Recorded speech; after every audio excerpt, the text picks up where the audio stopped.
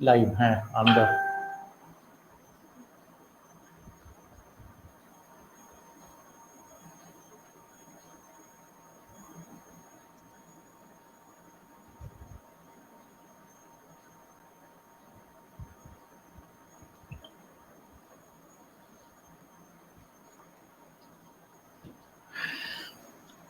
আমরা সবাই এসে গেছি লাইভে। কয়েকজন হ্যাঁ আসতে শুরু করেছেন। আপনারা, আমাদের দিক থেকে আমরা প্রস্তুত। আপনারা যদি একটুখানি জানান যে শোনা যাচ্ছে কি। চন্দন এসেছো, চন্দন একটু বলো শোনা যাচ্ছে কিনা। হ্যাঁ আমি শুনতে পাচ্ছি। না, চন্দন মজুমদারকে বলছি, মানে শ্রোতারা শুনতে চন্দন পাচ্ছে। মজুমদার, আচ্ছা আচ্ছা। চন্দন আছে? মজুমদার ওখানে হ্যাঁ আসছে, ও আমাদের রোজই থাকে। তো চন্দন বা আরো যারা এসছো তাদের একটু অনুরোধ করছি, কেউ যদি জানান যে শোনা যাচ্ছে কি।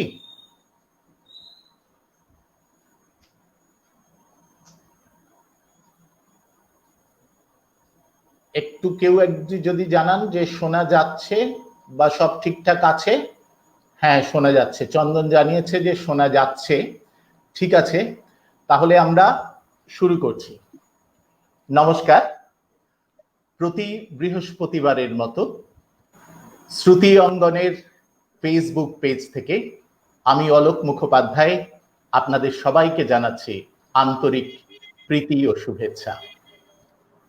আমরা শুরু করছি আমাদের বৃহস্পতিবারের আন্তর্জাল আড্ডা খুলে দাও দ্বারের তৃতীয় পর্ব।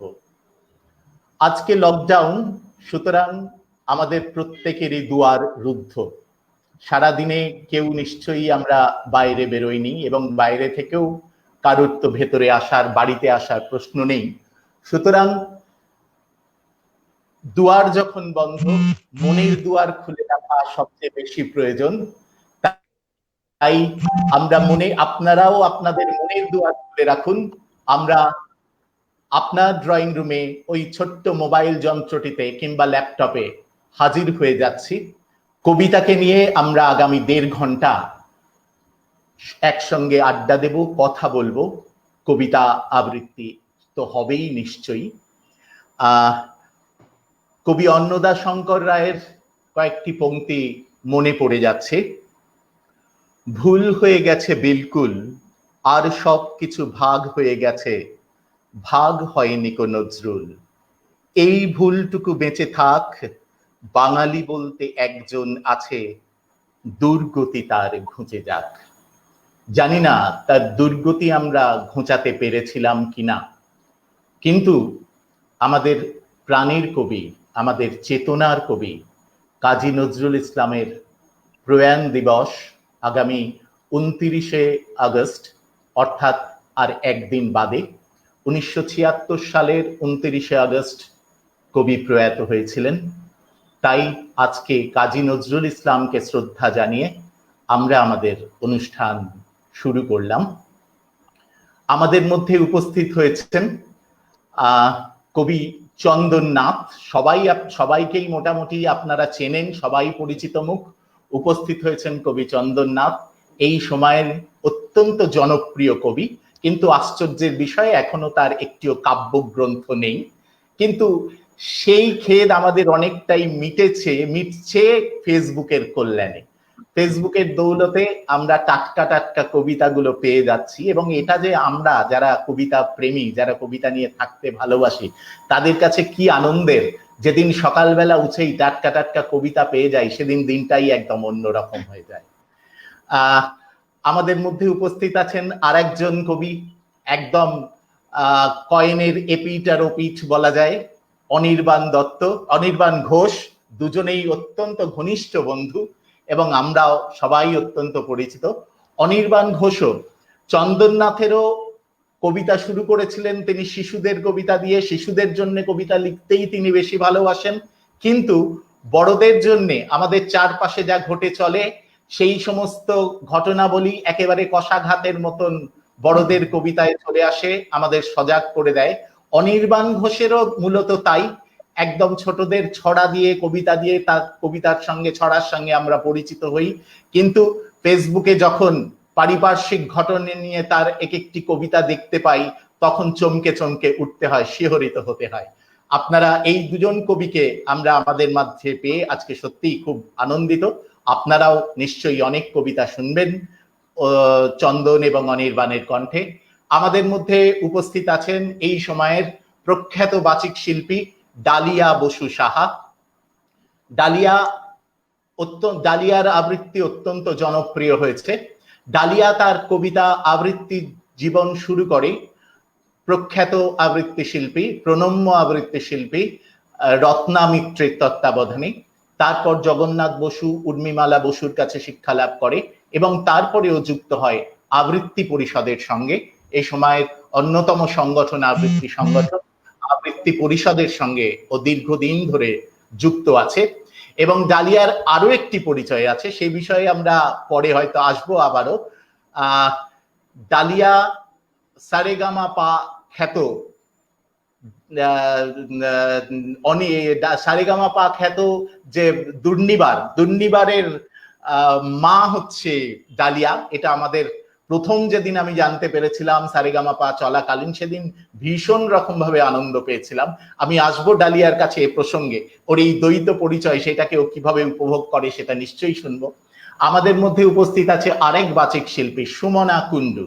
সুমনা শ্রুতি অঙ্গনের সদস্য, কিন্তু সুমনার আবৃত্তি জীবন শুরু হয় প্রয়াত আবৃত্তি শিল্পী শোভন সুন্দর বসুর পিতা শিব সুন্দর বসুর কাছে। যেহেতু মেদিনীপুরেই ওর ছোটবেলা কেটেছে, তাই শিব সুন্দর বসুর তত্ত্বাবধানের আবৃত্তি জীবন শুরু হয়। তারপর বিবাহোত্তর জীবনে ও কলকাতায় চলে আসার পরে শ্রুতি অঙ্গনের সঙ্গে ওর যোগাযোগ এবং দীর্ঘদিন ধরে শ্রুতি অঙ্গনে ও যুক্ত আছে। তো আসুন আমরা চলে আসি আজকের আড্ডায়। আগামী 1.5 ঘন্টা কবিতাকে নিয়ে নানান কথা এবং নানান রকম কবিতা পাঠ এবং আবৃত্তির মধ্যে দিয়ে আমরা আগামী 1.5 ঘন্টা কাটাবো। তার আগে একটু দেখে নিই কে কি বলছেন, সেইগুলো আমাদের শ্রোতারা আপনারা যারা আছেন। এবং এটাই হচ্ছে ফেসবুক লাইভের সবচেয়ে আনন্দের দিক, মানে ভিডিওতে বা অন্যান্য এতে আমরা তো আবৃত্তি বা কবিতা পাঠ শুনতেই পাই, কিন্তু এই ফেসবুক লাইভের মজাটাই হচ্ছে একদম টাটকা টাটকা। যদিও আপনাদের আমরা দেখতে পাচ্ছি না, কিন্তু আপনাদের টাটকা টাটকা মন্তব্যগুলো আমাদের উজ্জীবিত করে এবং ওই মঞ্চে যেমন হাততালি বা সক্রিয় উপস্থিতি আমাদের কাছে শিল্পীদের কাছে একটা অন্য ধরনের উন্মাদনা সৃষ্টি করে, এক্ষেত্রেও এই মন্তব্যগুলোই আমরা ভীষণভাবে উপভোগ করি এবং শিল্পীরাও উজ্জীবিত হয়ে তাদের শিল্প প্রদর্শন করে। আমরা একটু শুনে নিই, কে দেখে নি কে কি বলছে। লোপা, হ্যাঁ, চন্দন মজুমদার বলছে শুভেচ্ছা রইল। কল্যাণ মুখোপাধ্যায় এসে গেছে, কল্যাণ মুখোপাধ্যায় জানাচ্ছে সবাইকে দেখতে পাচ্ছি। সুদীপা ব্যানার্জি বলছে, সুদীপা ব্যানার্জি শ্রুতি অঙ্গনের অন্যতম সদস্য, সকলের জন্য অনেক অনেক শুভেচ্ছা। সুজিত মুখার্জি বলছেন শোনা যাচ্ছে, আমি আছি। ধন্যবাদ সুজিত, তুমি থাকো আমাদের সঙ্গে। কল্যাণ মুখার্জি বলছেন প্রচার বিমুখ মানুষ বলেই লোকে চন্দন নাথকে চেনে না। না, এখন আর চেনে না বলা যাবে না, এখন অনেকেই চিনতে শুরু করেছে, সবাই আমরা প্রায় জেনে গেছি। জয়তী চ্যাটার্জি বলছেন সবার জন্য শুভেচ্ছা। গৌতম কুমার ভূঁইয়া বলছেন শুভেচ্ছা রইল। তৃপ্তি মিত্র বলছেন সবাইকে শুভেচ্ছা। রঞ্জন মুখার্জি, ও দাদা এসেছো। রঞ্জন মুখার্জি হচ্ছে আমার অগ্রজ, আমার বড়দা, শুধু দুবাই থেকে উনি দেখছেন। দাদা বলছেন যে আমরা আছি। হ্যাঁ, তুমি থাকো, তুমি থাকলে আমরা নিশ্চয়ই অনেক অনেক বেশি উজ্জীবিত হব। চলে আসি আজকের আড্ডায়। আমি প্রথমেই চলে আসব চন্দন নাথের কাছে। চন্দন, তোমার কাছে আমার জিজ্ঞাসা, আমরা কবিতা প্রেমী, নজরুলের কবিতা শুনে শুনে শুনে বা পড়তে আবৃত্তি করতে করতে তো আমরা বড় হয়েছি, এবং নজরুলের কবিতা আবৃত্তি করবার সময় আর অন্য ধরনের একটা উন্মাদনা বোধ করি। তুমি কবি হিসেবে নজরুলকে কি চোখে দেখো, বা নজরুলের কোনো প্রভাব তোমার উপর আছে কিনা, এই সম্পর্কে যদি তুমি একটু আলোকপাত করো, তারপর তোমার কবিতায় আসবো। হ্যাঁ, নজরুলের সঙ্গে তো আমাদের অ্যাকচুয়ালি মানে আমাদের শৈশবের পরিচয়টা গড়ে ওঠে বোধহয় নজরুলের একদম লিচুচোর, ঝিঙে ফুল, কাঠবেড়ালি, এগুলোর মধ্যে দিয়ে আমাদের আর পাঁচজনের যেমন ভাবে তার নজরুলকে চেনা, আমার চেনাটাও শুরুটা সেরকম ভাবেই। কিন্তু পরবর্তী সময়ে আহ খুব স্বাভাবিকভাবে তারপর যখন বড় হয়েছে আস্তে আস্তে সাম্যবাদী, বিদ্রোহী, গান্ডারি হুঁশিয়ার, এই সমস্ত কবিতা যেগুলো খুব জনপ্রিয় কবিতা সেগুলো কানে এসছে। আমি একটা জিনিস বিশ্বাস করি যে আমরা জীবনে চলার পথে, বেড়ে ওঠার পথে অনেক ক্ষেত্রে আছে অনেক কিছুকে হুবহু মনে রাখতে পারি না, কিন্তু কোনো একটা কবিতা, কোনো একটা লেখা, কোনো একটা মানুষের জীবনের কোনো অংশ সেটা আমাদের জীবনেও একটা ছাপ ফেলে যায় কোথাও, আমাদের মননের গঠনে, আমাদের মানসিকতার গঠনে, আমাদের বেড়ে ওঠার ক্ষেত্রে কোথাও একটা বীজ রোপণ করে যায়, যেটা পরে অঙ্কুরিত হয়, সঞ্চারিত হয়, বড় হয়। নজরুলের ক্ষেত্রেও নিঃসন্দেহে তার ছোটবেলার ওই যে পড়া, ভালো লেগে যাওয়া, সেটা আর পাঁচজন, আমার শুধু নয়, আমার মনে হয় আমরা যারা কলম ধরি তাদের অনেকের ক্ষেত্রে, যাদের যাদের লেখা, রবীন্দ্রনাথ ঠাকুর তো রয়েছেনই মাথার উপরে, ছোট্টবেলা থেকে যাদের যাদের লেখা আমরা পড়ি সেগুলো কোথাও আমাদের মধ্যে প্রভাব ফেলে। এবং আমি নজরুলকে নিয়ে বলতে গিয়ে আমি যেটা বলবো যে আমরা অনেকেই এটা মনে করা হয় যে নজরুল ইসলাম খুব একটা দরিদ্র পরিবারে বড় হয়েছিলেন এবং ধুলো মাটির মধ্যে বড় হয়েছিলেন, সব ঠিক আছে, একদমই তাই। ওরকম দারিদ্র্যের মধ্যে বড় হয়েছেন এমন কবি খুব কম আছেন। অত অসহায় অবস্থার মধ্যে থেকে বড় হওয়া কবি খুব কম আছেন যিনি কলম হাতে লিখেছেন। কিন্তু আরেকটা জিনিস আমরা ভুললে হবে না, যে নজরুল ইসলাম কিন্তু একদম মাটির মধ্যে বেড়ে উঠেছেন, মানে তার কোনো ঐতিহ্য পরম্পরা ছিল তা নয়। তার উত্তরাধিকার সূত্রে তিনি কিন্তু একটা বিরাট সেই অর্থে একটা পণ্ডিত পরিবারেরই আমি বলবো যে উত্তরাধিকার নিয়ে তিনি জন্মগ্রহণ করেছিলেন, যেখানে তার পূর্বপুরুষরা সাহিত্যের সঙ্গে খুব নিবিড়ভাবে তাদের সংযোগ ছিল। পেশাগতভাবে তো বটেই, তারা অর্থনৈতিকভাবে একসময় খুব সমৃদ্ধ ছিলেন আমরা জানি। নজরুলের বাবা নিজে খুব পাণ্ডিত্য ছিল, অনেকগুলো ভাষার উপর তার দখলদারি ছিল। এবং নজরুলের বেড়ে ওঠার ক্ষেত্রেও আমরা তার কাকার ভূমিকা আমরা জানি যে তার বিরাট, তিনি লোটর দলে গান লিখতেন তাই না, অংশগ্রহণ করতেন, অভিনয় করতেন।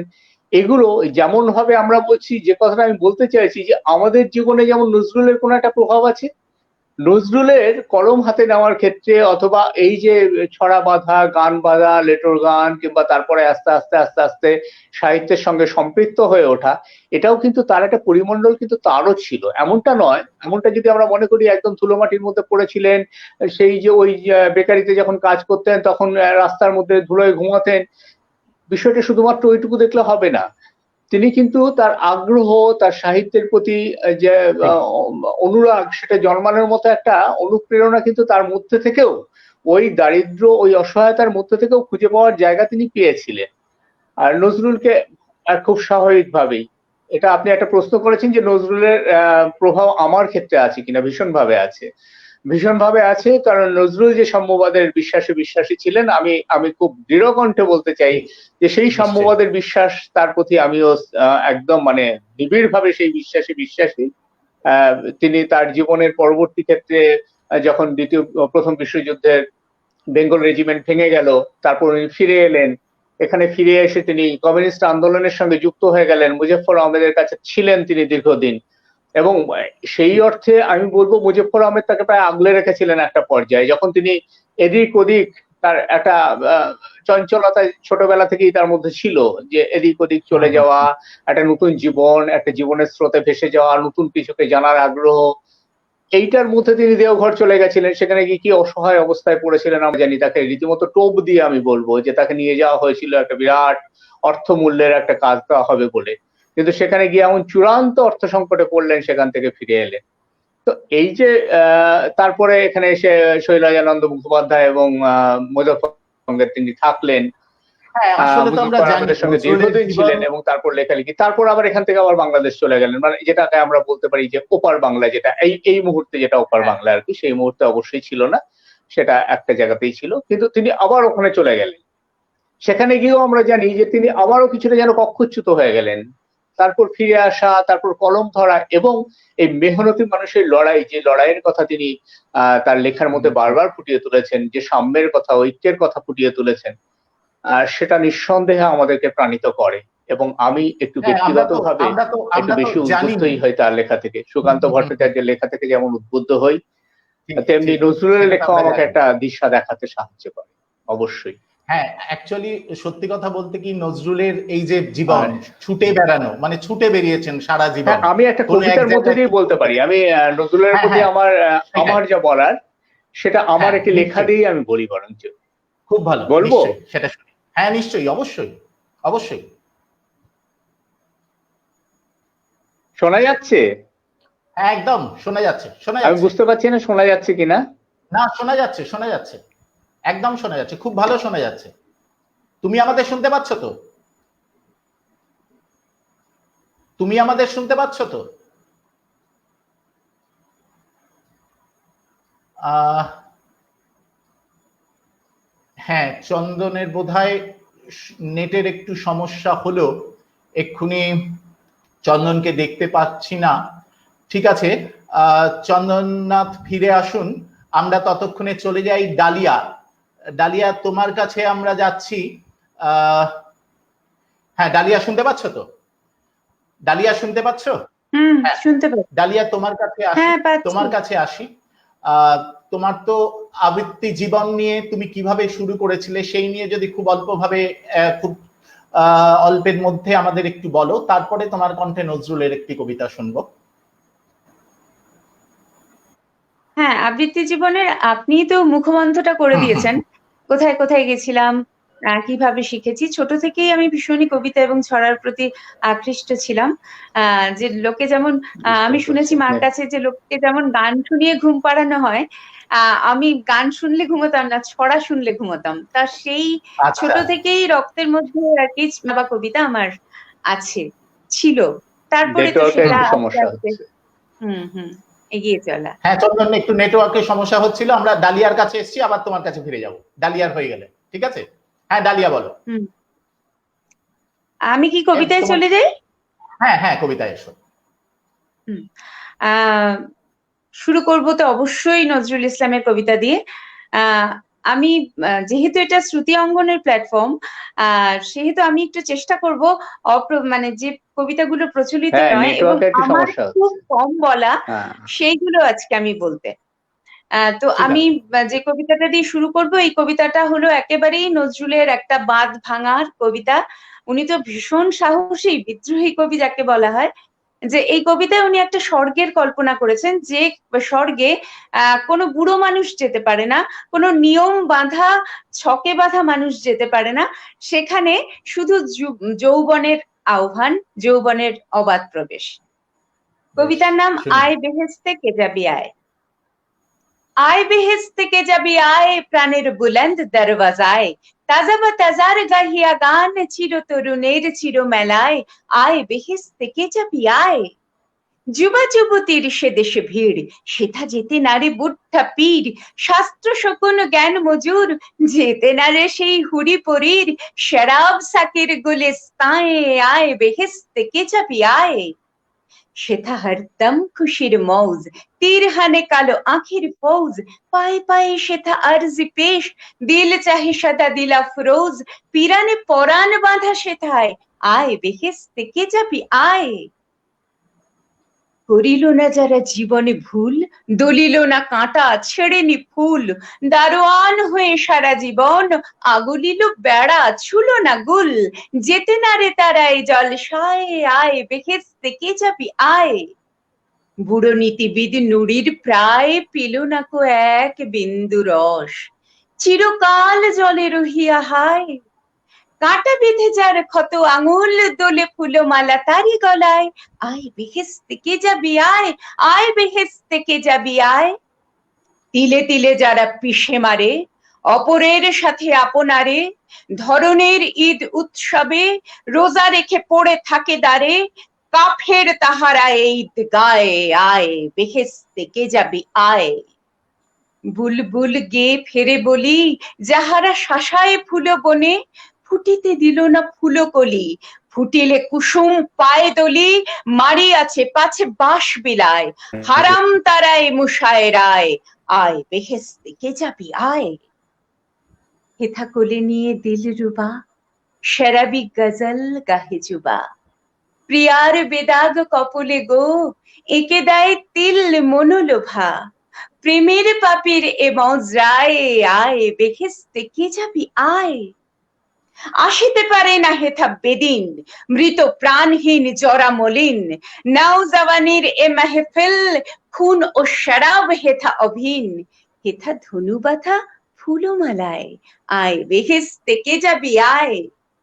পেয়ালায় হেথা শহীদি খুন, তলোয়ার চুয়া তাজা তরুণ, আঙ্গুর রীতি চুয়ানো গো, গেলাসে শরাব রাঙা অরুণ, শহীদে প্রেমিকে ভিড় হেথায়, আয় বেহেস্তে কে যাবি আয়, আয় বেহেস্তে কে যাবি আয়। প্রিয়া মুখে হেথা দেখি গো চাঁদ, প্রিয়া মুখে হেথা দেখি গো চাঁদ, চাঁদে হেরি প্রিয় মুখের ছাঁদ, সাধ করে হেথা করি গো পাপ, সাধ করে বাঁধি বালির বাঁধ, এ রস সাগরে বালু বেলায়, আয় বেহেস্তে কে যাবি আয়, আয় বেহেস্তে কে যাবি আয়, আয় বেহেস্তে কে যাবি আয়। বাহ, দারুণ, খুব সুন্দর, খুব সুন্দর। ঠিক আছে, চন্দনের কবিতাটা তখন চন্দন নেটের একটু সমস্যা হচ্ছিল বলে চন্দনের কবিতাটা শোনা হয়নি। আমরা আবার চন্দন নাথের কাছে ফিরে আসি। চন্দন, তোমার কবিতাটা একটু শুনে নি। তুমি নজরুলের যে কবিতাটা শোনাবে বলছিলে, চন্দন শুনতে পাচ্ছ? চন্দন? না, চন্দনের সমস্যাটা বোধহয় এখনো আছে, চন্দন শুনতে পাচ্ছে না। আমরা চলে আসি কবি অনির্বাণ ঘোষের কাছে। অনির্বাণ, অনির্বাণ শুনতে পাচ্ছ তো? অনির্বাণ, অনির্বাণ শোনা যাচ্ছে? হ্যাঁ হ্যাঁ, অনির্বাণ তোমার কাছে, হ্যাঁ তোমাকে আছে, হ্যাঁ ঠিক আছে। তোমাকে যেটা বলার সেটা হচ্ছে যে তোমার ক্ষেত্রে, তোমার কবিতার ক্ষেত্রে একটা জিনিস, একটা বিশেষ ব্যাপার আমরা লক্ষ্য করি, তুমি অপ্রচলিত শব্দ নিয়ে খেলা করতে খুব ভালোবাসো তোমার কবিতার মধ্যে। তোমার কবিতার একটা শব্দ টেকটাকাটা উফুটুডুম, হ্যাঁ, আমি যেটা বলছিলাম যে নজরুল ইসলামকে নিয়ে, হ্যাঁ, তো নজরুলও বিভিন্ন শব্দ নিয়ে তো খেলা করতেন, উর্দু, ফার্সি ইত্যাদি শব্দ নিয়ে। তো তোমার কাছে নজরুল কি রকম, তোমার মুখ থেকে একটু শুনি, তারপর তোমার একটি কবিতা শুনবো। অনির্বাণ। এখন প্রথমে কৃতজ্ঞতা জানাই আমি অলোকদাকে, শ্রুতি অঙ্গনকে। শোনা যাচ্ছে তো? একদম খুব শোনা যাচ্ছে, একদম ঠিক শোনা যাচ্ছে, শোনা যাচ্ছে। হ্যাঁ, কৃতজ্ঞতা জানাই এই অনুষ্ঠানটার জন্য। তো এখন তো আমাদের এভাবেই এগোতে হবে, এটাই রাস্তা। তো যাই হোক, নজরুল সম্পর্কে, নজরুলের জীবন এবং তার ভাবাদর্শ ইত্যাদি নিয়ে এত সুন্দর করে চন্দন বলল, তারপরে আর এই দিকটি নিয়ে কিছু বলার থাকে না আমার মনে হয়। হ্যাঁ, তো আমি বলবো যে আমি ছোটবেলা থেকে নজরুল শুনে এসেছি, কারণ আমার বাড়িতে একটা কবিতার পরিমণ্ডল ছিল। আমার বাবা লেখালেখি করতেন, দাদা করতেন, আজও করেন। সেই রকম সেই বদভ্যাসটা আমিও পেয়েছি। যাই হোক, তো তো হ্যাঁ, আমাদের, হ্যাঁ যাই হোক, সেই অভ্যাসটা আমিও পেয়েছি, সুঅভ্যাস বা সেই অভ্যাস। তা আমি, আমার দিদি আবৃত্তি করতেন ছোটবেলায়। আমার দিদি একটা দীর্ঘদিন, আজও করেন, আগে কয়েক বছর আগে অব্দি শেখাতেন, তারপর একটি অসুখের কারণে আর আবৃত্তিটা আর করেন না। হ্যাঁ, তো সেই সুবাদে আমার প্রচুর কবিতা মুখস্থ হয়ে যেত, শুনে শুনে মুখস্থ হয়ে যেত, আমিও দিদির সঙ্গে সঙ্গে ঘুরে ঘুরে বলতাম। তো তখন থেকেই এই চন্দন যেভাবে বললেন যে নজরুলের কাঠবেড়ালি, খুকিও কাঠবেড়ালি, কিংবা লিচু চোর, হ্যাঁ এরকম, তারপর আরো সবকিছু মজার কবিতা আছে, মটকু মাইতি, বাটফুল রায়, এগুলো আমি শুরু করে করে ছন্দ করে করে বলতাম।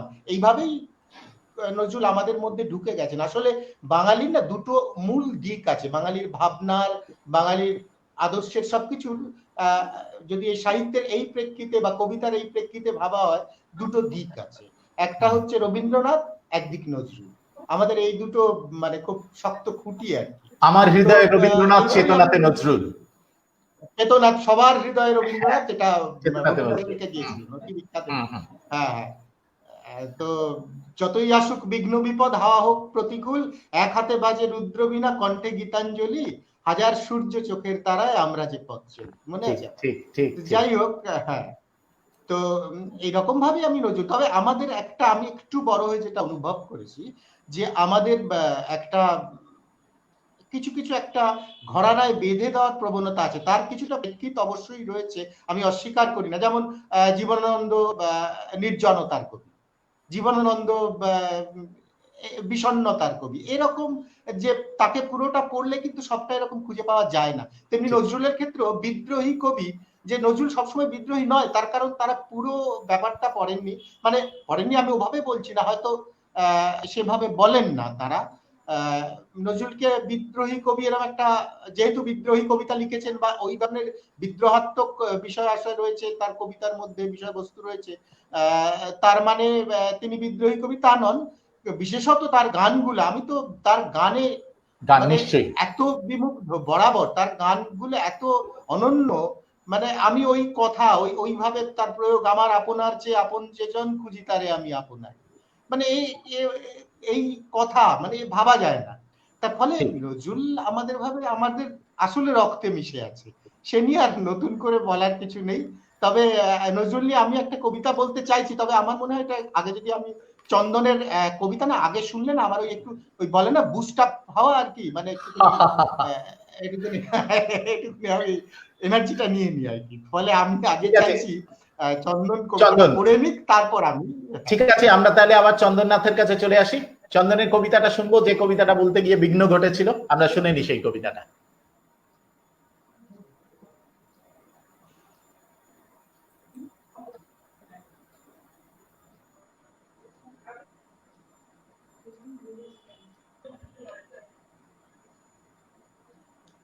হ্যাঁ চন্দন বলো।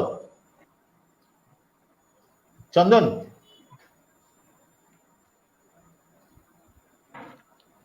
হ্যাঁ, নেটওয়ার্ক থাকতে থাকতে পড়ে দিই।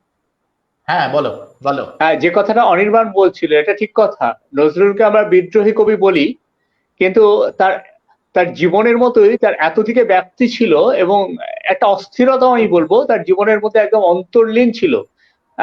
একটা কোয়েস, জানার ইচ্ছে, নতুন নতুনকে জানার ইচ্ছে, নতুন নতুন পথ খুঁজে নেওয়ার ইচ্ছে, এবং সেখান থেকে সমস্ত কিছুকে ছুঁয়ে দেখার একটা ইচ্ছে নজরুলের মধ্যে ছিল। এবং তার মানে বহু বহুমুখী তার একটা প্রবণতা। একই সঙ্গে তিনি যেমন বঙ্গবন্ধু আদর্শে বিশ্বাসী ইন্টারন্যাশনালের বাংলা করছেন, তেমনি আবার শ্যামা সঙ্গীত রচনা করছেন কিন্তু নজরুল ইসলাম। এটা মানে একটা বিস্ময়কর একটা ব্যাপার আর কি, যে তিনি সমস্ত কিছুকে মিলিয়ে একটা খোঁজার চেষ্টা করেছিলেন, যে তার জীবন দর্শন সেটাকে একটা নির্দিষ্ট দিকে যদি আমরা চ্যানেলাইজ করা যাকে বলে, একটা নির্দিষ্ট অভিমুখে নিয়ে যাওয়ার কথা আমরা বলি, সেটা তিনি করেননি, তিনি চারিদিক থেকে খুঁজে নেওয়ার চেষ্টা করেছিলেন। তো আমি সেই বিস্ময়কে নিয়েই আমার এই লেখা। লেখাটি নাম মানুষই চিনেছ শুধু। তোমার কথা কি লিখবো বলো তো কবি, লিখতে গেলেই কলম যে খসে পড়ে। আমি যে শিখিনি তোমার মতন করে জীবন মেশাতে কবিতা আর অক্ষরে। কোথা থেকে এত শব্দ পেয়েছো তুমি, কি করে সাজাতে শিখেছিলে অক্ষর। কবিতা আসতো ধুলো মাখা সেদিনেও আধ পেটা খেয়ে ঘুমিয়ে পড়ার পর। কি করে এমন সমাহিত হতে তুমি এত অস্থির জীবনের আঁকে বাঁকে। আজও বুঝি না কিভাবে কুড়িয়ে নিতে এত সুর আর এত এত কবিতাকে। শুধু ক্ষোভ নয়, বিদ্রোহ শুধু নয়, নয় যে কেবল শিকল ভাঙারি গান। বুঝি না কি করে ভাসাতে পেরেছো তুমি প্রেমের সাগরে স্বপ্নের সাম্পান। কি করে থাকতে অবিচল প্রত্যয়ী সেনানীর বেশে কারার অন্তরালে। আজানের সুরে মৈত্রী চিনেছ শুধু, আটকে তো তুমি থাকোনি ধর্মজালে।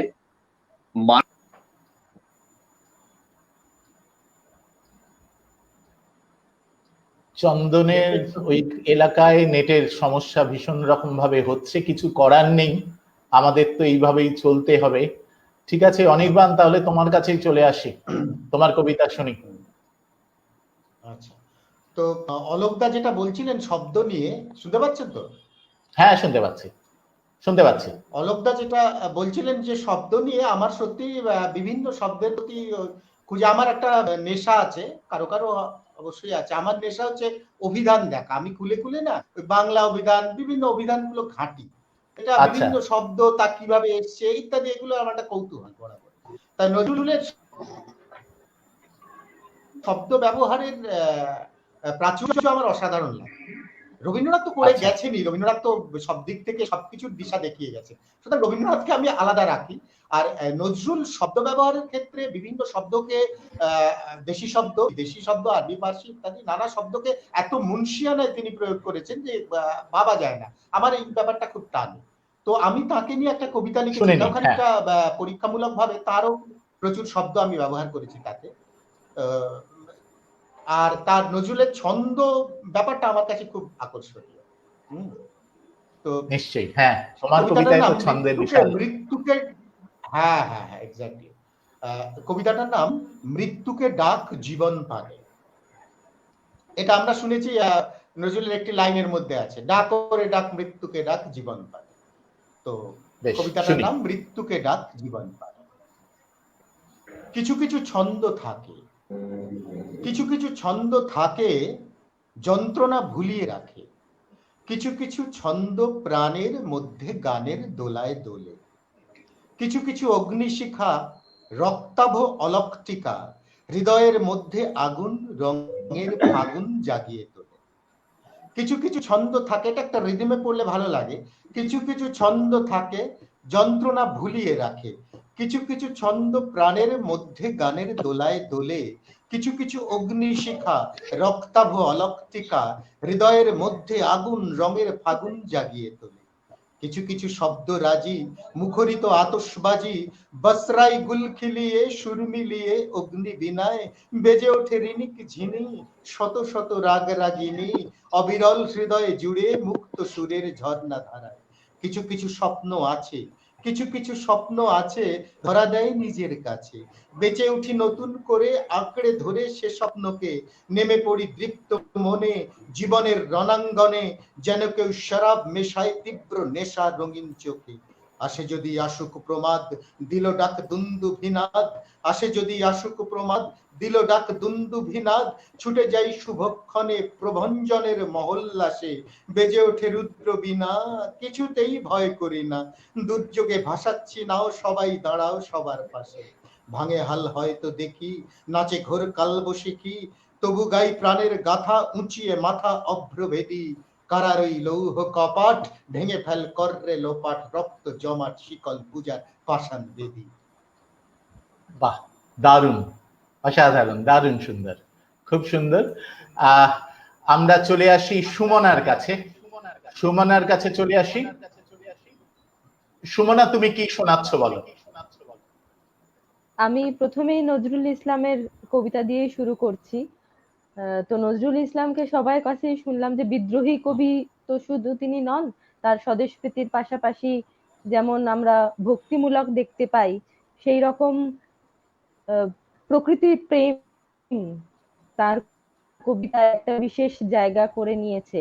বাংলাদেশ, এই কবিতাটা তো আমাদের সকলেরই প্রায় পরিচিত। তো আজকে আমি সেই রকমই একটি কবিতা শোনাচ্ছি।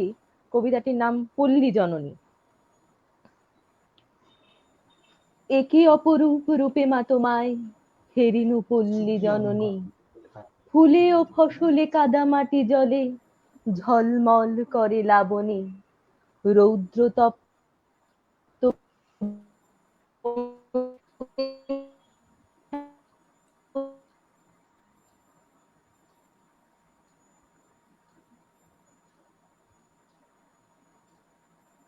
সুমনা আটকে আটকে গেল।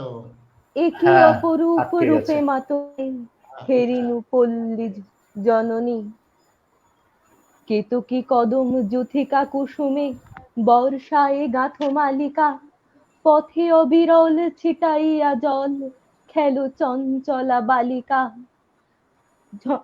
তড়াগে পুকুরে থই থই করে শ্যামল শোভার নবনী, একই অপরূপ রূপে মা তোমায় হেরিনু পল্লী জননী, শাপলা শালুকে সাজাইয়া সাজি শরতে শিশিরে নাহিয়া, শিউলি ছোপানো ফেরো আগমনী গীত গাহিয়া, অঘ্রাণে মাগো আমন ধানের সুঘ্রাণে ভরে নবনী, একই অপরূপ রূপে মা তোমায় হেরিনু পল্লী জননী, শীতের শূন্য মাঠে তুমি ফেরো উদাসী বাউল সাথে মা, ভাটিয়ালি গাও মাঝিদের সাথে কীর্তন শোনো রাতে মা, ফাল্গুনে রাঙা ফুলের আবিরে রাঙাও নিখিল ধরণী। এ কি অপরূপ রূপে মা তোমায় হেরিনু পল্লী জননী, এ কি অপরূপ রূপে মা তোমায় হেরিনু পল্লী জননী। এরপর আমি আরেকটা নজরুলের কবিতা শোনাবো, যে কবিতাটি বাহ, খুব বর্তমানের সময় উপযোগী।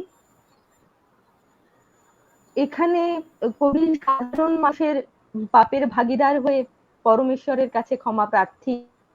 কবিতাটি নজরুলের ক্ষমা করো হাজরাত। বাহ, খুব সুন্দর। তোমার ঠিক আছে, বাণী শোনা। রে করিনি গ্রহণ, ক্ষমা করো হাজরাত।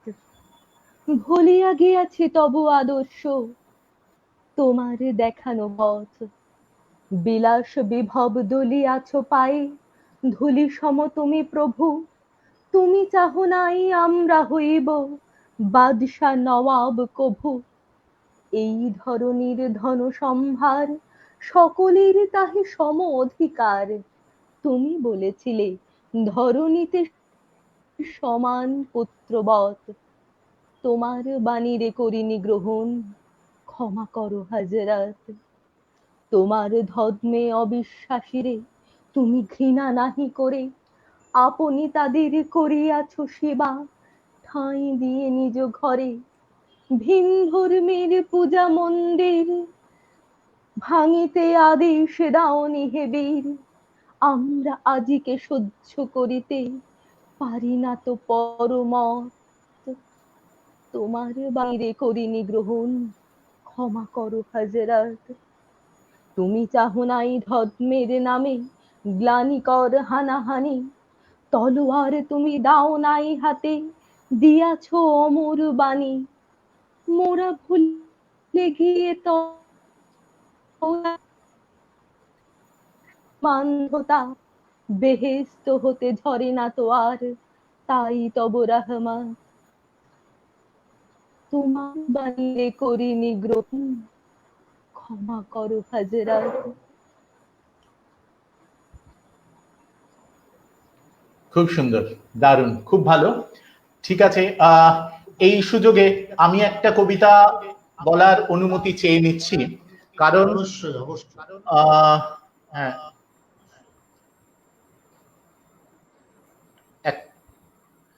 কারণ সেটা হচ্ছে যে কবিতাটি বলবো সেই কবিতাটি নজরুলকে শ্রদ্ধাঞ্জলি, কবিতাটির নামই শ্রদ্ধাঞ্জলি।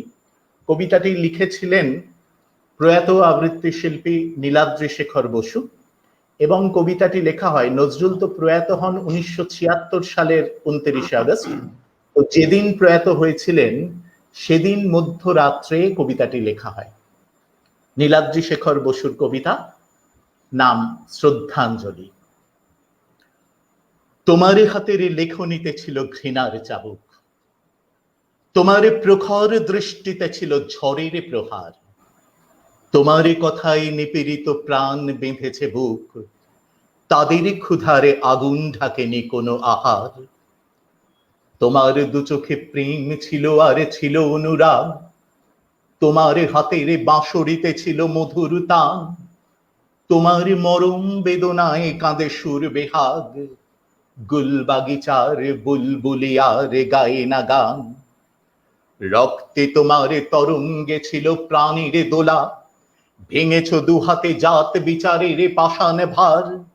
কোনদিন তুমি চাওনি কখনো ফুলের মালা, ভাঙতে চেয়েছ অন্ধকারার রুদ্ধ দ্বার। আজকে তোমার স্তব্ধতা কোনো ব্যাধির নয়, মহাযোগী আজ যোগনিদ্রায় নিদ্রিত। তোমারই বাণীতে আমাদের মনে কেটেছে ভয়, তোমারই তো কথা আকাশে বাতাসে মন্দ্রিত। মুসাফির তুমি দুনিয়ার হাটে ফুলের মালায়, একবার শুধু কথা কয়ে ওঠো নীরব কবি। বলো একবার জলদ মন্দ্র দরাজ গলায়, আগুনের মতো ঝলসাক বুকে সেই ছবি। মহাবিদ্রোহী রণক্লান্ত আমি সেই দিন হব শান্ত, যবে উৎপীড়িতের ক্রন্দন রোল আকাশে বাতাসে ধ্বনিবে না, অত্যাচারীর খর্গ কৃপান ভীম রণভূমে রণিবে না, বিদ্রোহী রণক্লান্ত আমি সেই দিন হব শান্ত। উৎপীড়িতের ক্রন্দন রোল থামেনি এখনো, অত্যাচারীর খর্গ কৃপান চতুর্দিকে, বিদ্রোহী কবি গর্জাবে নাকি আবারও কখনো, মাতাবে না তুমি কবিতা ও গানে দিক বিদিকে। জানি জানি তুমি গাইবে না গান আর কোনোদিন, তবু একবার স্বপ্নে মোদের দাও গো দেখা, অম্লান থাক স্মৃতির পাতায় হারানো দিন, থাক মুছে নেব চোখের পাতায় জলের রেখা। যদি পারো তুমি অগ্রপথিকে পথ দেখাও, বুকের আগুনে মশাল জ্বেলেছে ক্ষিপ্ত প্রাণ, তুমি দুর্দম তুমি দুর্বার তুমি হাত বাড়াও, কোটি জনতার মিছিলে শামিল নওজোয়ান, কোটি জনতার মিছিলে শামিল নওজোয়ান, কোটি জনতার মিছিলে শামিল নওজোয়ান।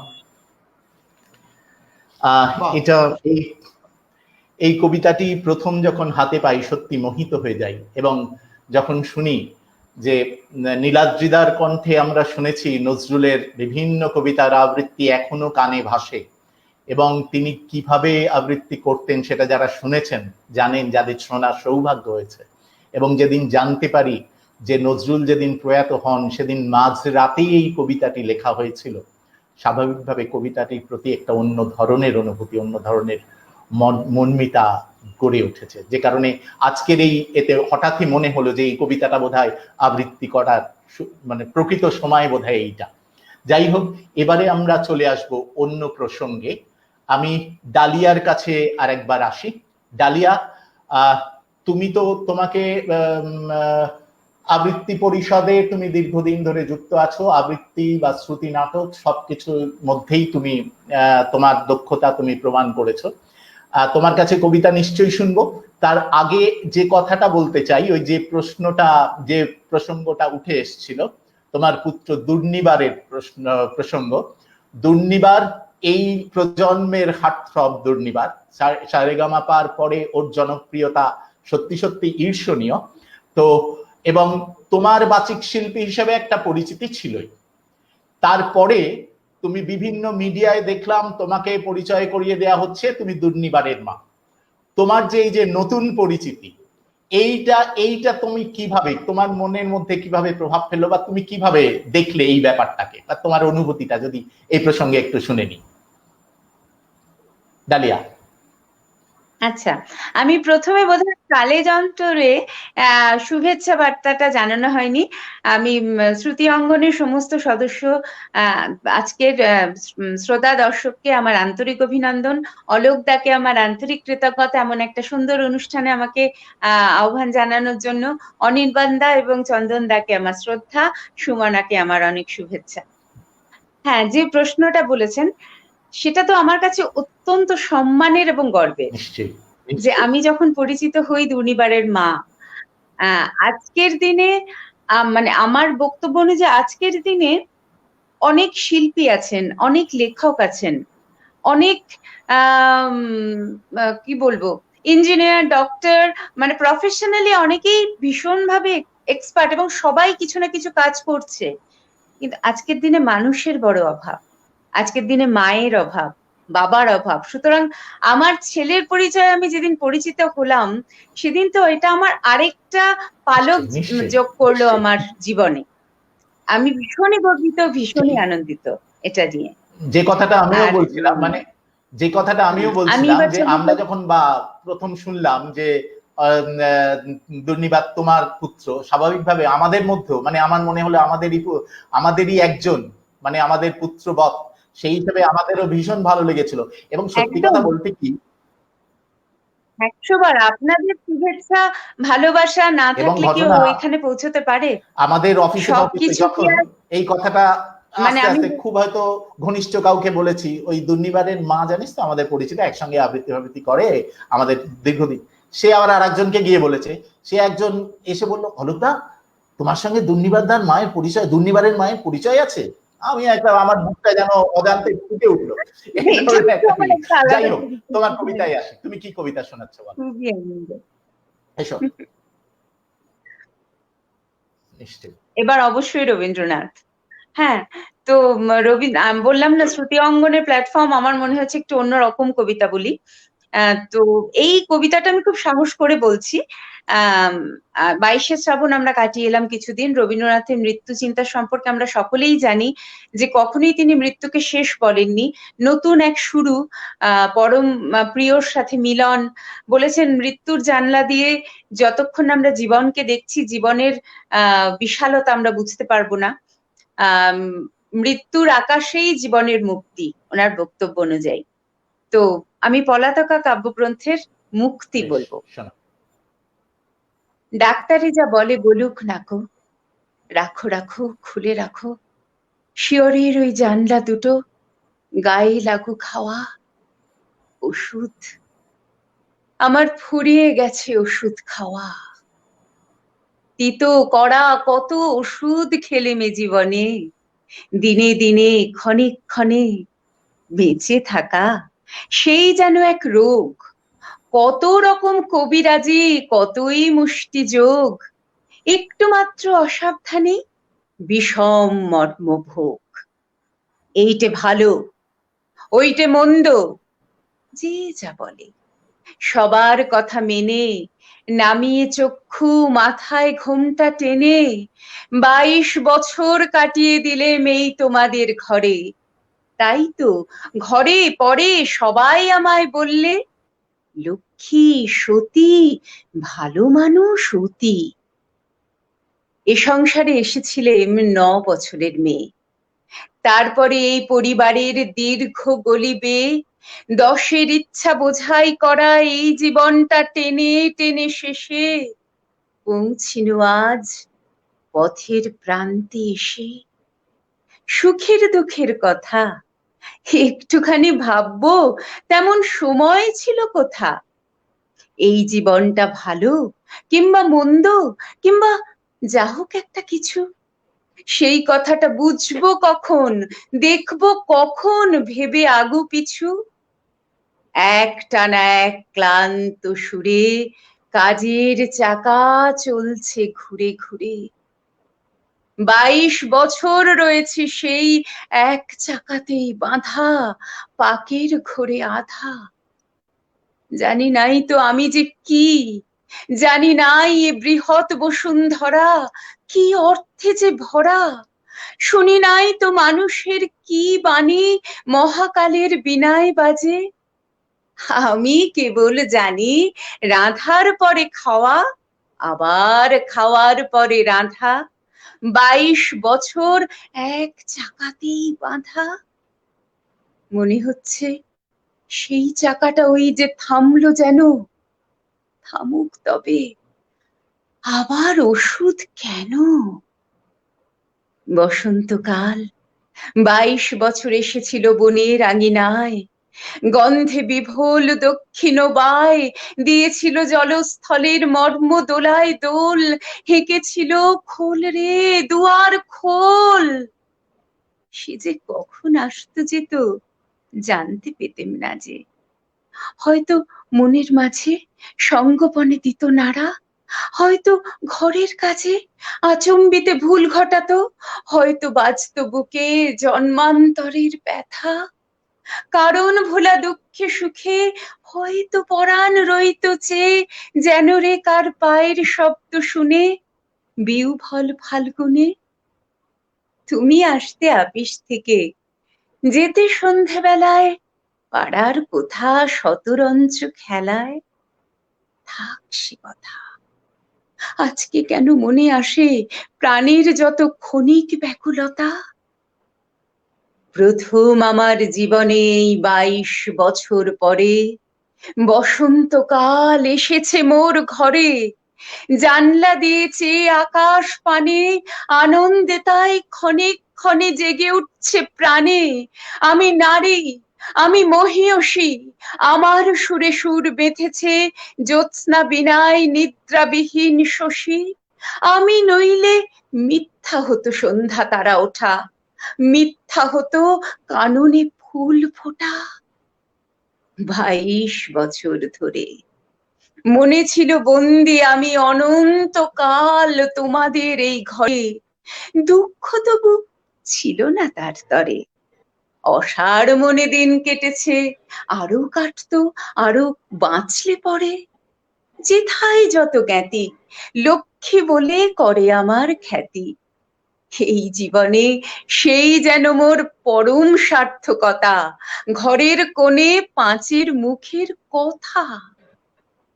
আজকে কখন মোর কাটলো বাঁধন ডোর, জনম মরণ এক হয়েছে ওই যে অকুল বিরাট মহানায়। ওই অতলে কোথায় মিশে যায় ভাড়ার ঘরের দেওয়াল যত, একটু ফেনার মতো। এতদিনে প্রথম যেন বাজে বিয়ের বাঁশি বিশ্ব আকাশ মাঝে। তুচ্ছ 22 বছর আমার ঘরের কোণের ধুলায় পড়ে থাক। মরণ বাসর ঘরে আমায় যে দিয়েছে ডাক, দ্বারে আমার প্রার্থী সেজে, নয় সে কেবল প্রভু। হেলা আমায় করবে না সে প্রভু।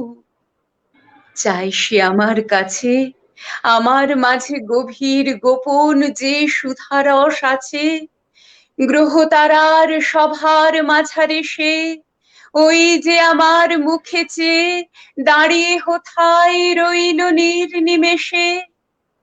মধুর ভুবন, মধুর আমি নারী, মধুর মরণ, ওগো আমার অনন্ত ভিখারি। দাও খুলে দাও দ্বার, ব্যর্থ 22 বছর হতে পার করে দাও কালের পারাবার।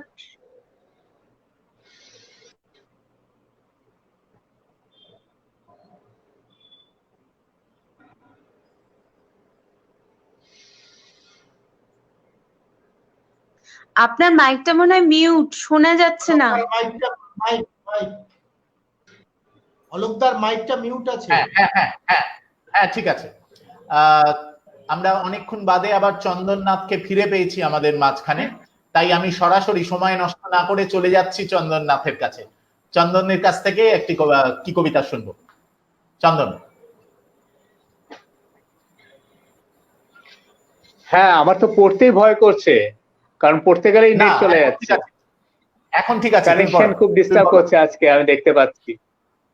আচ্ছা, পড়ছি আমি। আজকে সারাদিন মেঘলা, এটাও আমার ফেসবুকে পোস্ট করা একটা লেখাই, এরকমই কলকদা যেটা প্রথমে বলেছেন যে সকালবেলা উঠেই কোনো একটা কিছু মনে হলো, এটাও সেরকম একটা মনে হওয়া লেখাই ফেসবুকে পোস্ট করা হয়েছিল। আজকে কেন পড়ছি পড়লেই বোঝা যাবে। ও আকাশ, বলবি আমায় কি হয়েছে? কেন তোর সকাল থেকে মুখটা ভারী? সারাদিন হাসলি না তুই একটি বারও, কেন রে? কারণটা তার জানতে পারি? অভিমান কার উপরে এমনতর? কেউ কি আঘাত দিল তোকেও রে আজ? মুখে আজ মাখলি না যে আলোর আবির, লুকিয়ে রাখলি কোথায় তোর রাঙা সাজ? এভাবে দেখলে তোকে ভাল লাগে না। কে তোকে আঘাত দিল বল না আকাশ? কি করে বুঝবো এমন দুঃখ কিসে, যদি তুই আমায় সেটা বলতে না চাস? ও পাগল, ভার করে মুখ থাকিস না তো। গুমড়ে থাকিস অমন করে, কে দেবে খুশির আলো সবার চোখে?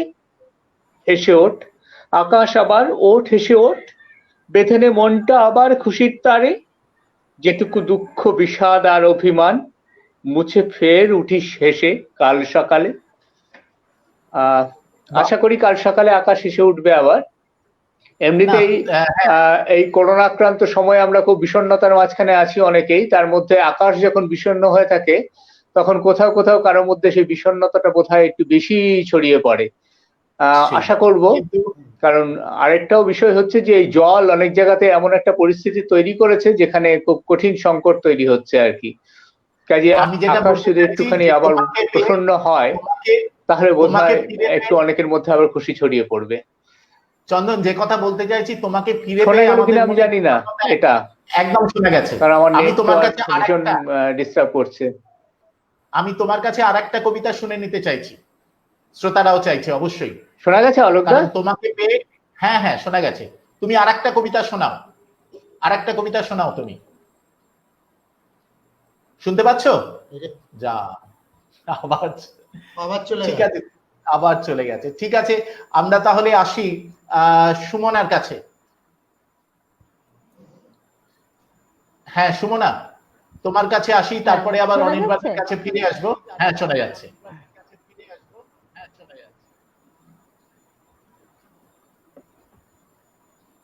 এবারে আমি যে কবিতাটা উচ্চারণ করতে যাচ্ছি, এখন মানে বর্তমানকালে খুব প্রচলন হয়েছে বিভিন্ন দিবস পালন করার।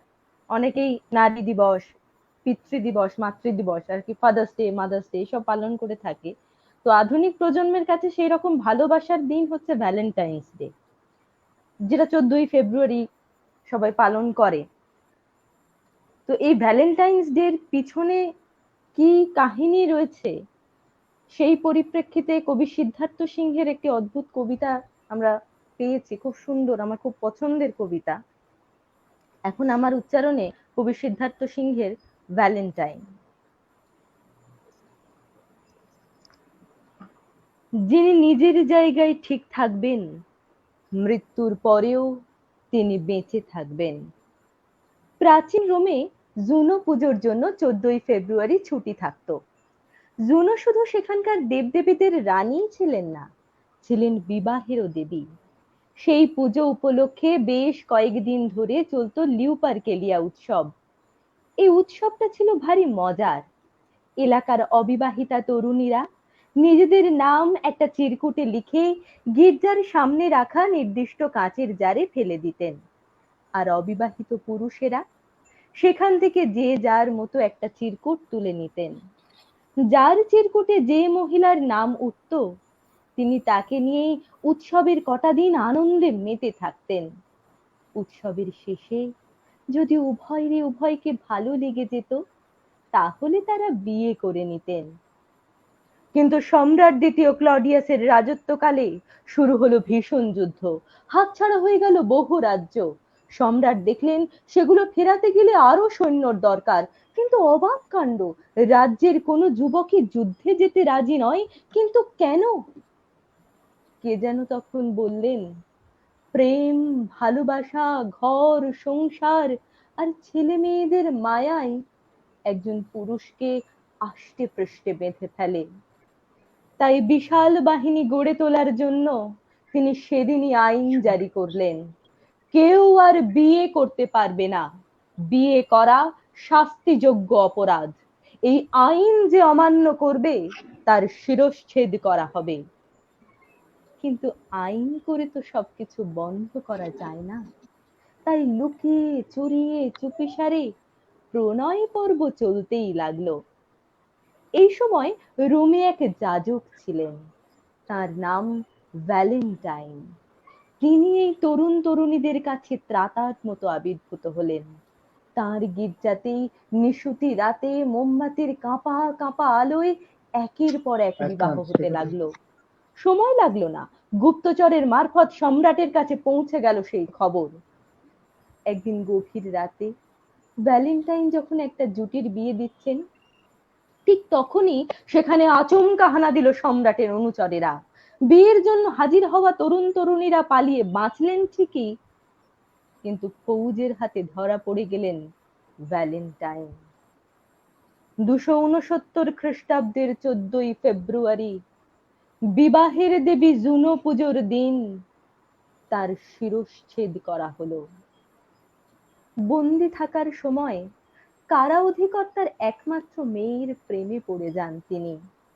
মৃত্যুর আগে ছোট্ট একটি কাগজের টুকরোয় তিনি তাকে লিখেছিলেন, রাজা ক্লডিয়াস কোনোদিনই ভালোবাসার গতিরোধ করতে পারবেন না, এই যুদ্ধে শেষ পর্যন্ত প্রেমিক প্রেমিকারাই জয়ী হবে।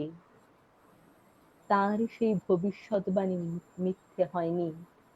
যিনি নিজের জায়গায় ঠিক থাকবেন, মৃত্যুর পরেও তিনি ঠিক বেঁচে থাকবেন।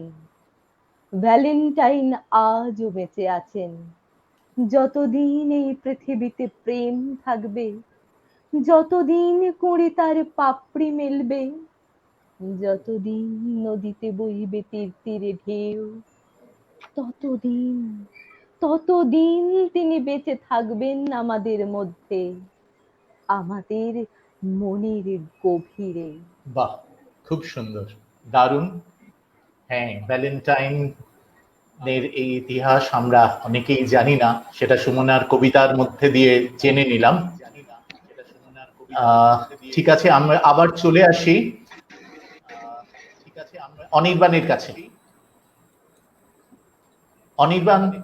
অনির্বাণ ঘোষের কাছে আবার চলে আসছি। অনির্বাণ, অনেকক্ষণ তোমার কবিতা শুনিনি। হ্যাঁ, তুমি কি শোনাচ্ছ বলো। আবার ইকো হচ্ছে, আবার ইকোটা আবার হচ্ছে। তোমারটা শোনা যাক, তোমারটা ঠিক আছে, তুমি বলো। আমার একটু ইকো হচ্ছে, কিন্তু তুমি বলো। বলো। তো চন্দনেরটা খুব ডিস্টার্ব হচ্ছে, মানে একটু অসুবিধা হচ্ছে, বুঝতে পারছি। এবার চন্দন খুব ভালো একটি কবিতা শুরু করেছিলেন, ওই যে বৃষ্টি দিয়ে আমাকে খানিকটা উস্কে দিয়েছে যে কবিতাটা। হ্যাঁ, আজকেও তো সারাদিন বৃষ্টি হচ্ছিল, তো এই কবিতাটা শুরু বৃষ্টি দিয়ে, অনেকেই বলেন কবিতাটা, কিন্তু মজা হচ্ছে এটা ঠিক বৃষ্টি দিয়ে শুরু হলেও এটা একটা পুরো সম্পূর্ণ আবর্তনের কথা বলা আছে কবিতাটায়। শুধু তাই না, একটু ভালো করে খেয়াল করলে কবিতাটা দেখবেন একজন মানুষের জীবনের শুরু থেকে শেষ পর্যন্ত আবর্তনের কথা বলা আছে। তো কবিতাটার শিরোনাম নেই, কবিতাটা একটা দীর্ঘ কবিতার একটা অংশ বিশেষ। যদি কেউ মেঘ লিখে দেয়, যদি কেউ মেঘ লিখে দেয়, যদি কেউ বৃষ্টি লেখে, যদি সেই বৃষ্টি ফোঁটা আমার ঘরের জানলা দিয়ে রিমঝিম ডাক দিয়ে যায় আকাশের গন্ধ মেখে, যদি তার অঝোর ধারায় বই খাতা সব দেয় ভাসিয়ে, আমি তার ডাক শুনে ছুট দেব সঙ্গী হতে, আমি তার ছন্দে সুরে রিমঝিম ঝিম উঠব গে, ডুবে যাই উমুর ঝুমুর, ডুবে যাই খুশির স্রোতে, বলো সেই বৃষ্টি দিনে আর কে সুখী আমার চেয়ে। যদি কেউ ফুল লিখে দেয়, প্রজাপতি পাখাও লেখে, যদি কেউ রামধনু রং ছড়িয়ে বাগান রঙিন করে, আমি সেই রঙের মেলায় ঝিলমিল দৃশ্য এঁকে চুপি চুপি হারিয়ে যাব অচিন দেশে রূপনগরে। যদি কেউ ভোর লিখে দেয়, যদি কেউ ভোর লিখে দেয়, যদি কেউ পাখিও লেখে, যদি সেই স্বর্ণালী ভোর একটা নতুন গল্প শোনায়, আমি সেই ভোরের বেলায় সব কাজ বন্ধ রেখে পাখা মেলে পাখির সাথে হারিয়ে যাব নীল নীলিমায়। যদি কেউ ঘুম লিখে দেয়, যদি কেউ ঘুম লিখে দেয়, যদি কেউ রাত্রি লেখে, যদি সেই রাত্রিরে কেউ আমার চোখে স্বপ্ন আঁকে, তবে সেই ঘুম ছমছম স্বপ্নের ভিতর থেকে আমি আর ফিরব না ভাই, ফিরব না আর কারোর ডাকে। বাহ, দারুণ, খুব সুন্দর। আমরা আবার চলে আসব, চন্দননাথকে পেয়ে গেছি। চন্দননাথের কাছে আরেকটা কবিতা শুনে নেব, শুনে নিয়ে তারপরে আসবো ডালিয়ার কাছে। তার আগে একবার চলে আসি আমাদের দর্শকদের দরবারে, যারা দেখছেন। যদিও সময় হওয়ার জন্য আমি হাইলাইট করছি সমস্ত মন্তব্যগুলোকে, তবে একজন জিজ্ঞাসা করছিলেন সুমনার পুরো নাম কি, তাকে জানাচ্ছি সুমনা কুন্ডু। সুমনা কুন্ডু। আর এখানে যে কমেন্ট গুলো আমরা পাচ্ছি সেগুলো খুব চটপট একবার দেখে নি।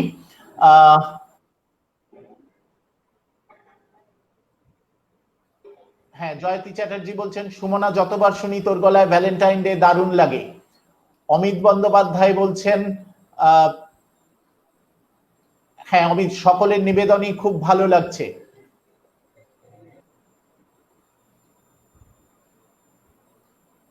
শর্মিলা সেন রায় বলছেন কবির নাম আর একবার। হ্যাঁ, সুমনা কুন্ডু বললামই। আর এর মধ্যে আরেকটি বলি, এর মধ্যে সুকুমার দা আমাদের মধ্যে এসেছেন। সুকুমার দা, তোমাকে আমরা আমাদের কৃতজ্ঞতা জানাচ্ছি। গত সন্ধ্যায় তুমি মাতিয়ে দিয়ে গিয়েছিলে, আজকেও যে তুমি আমাদের মধ্যে আছো আমাদের খুব ভালো লাগছে, তুমি থাকো। দেবজানি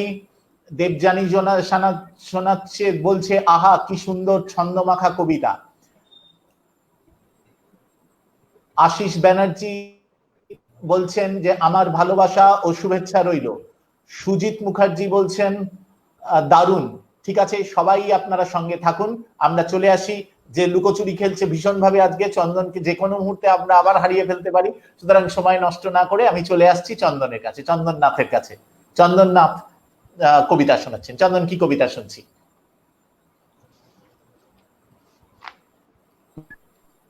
চন্দন, আবার আমি একটা বৃষ্টি নিয়ে কবিতা বলি। হ্যাঁ ঠিক আছে।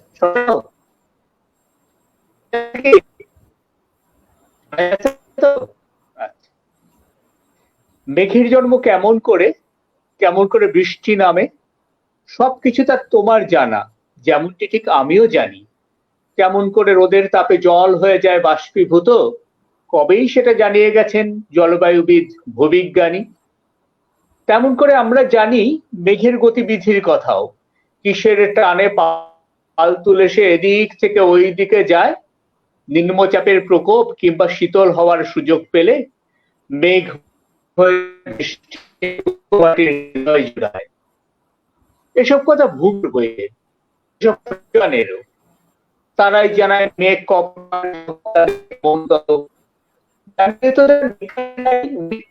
হঠাৎ উধাও, ক্যালেন্ডারে বড় কিছু তাপ রয়ে যায়।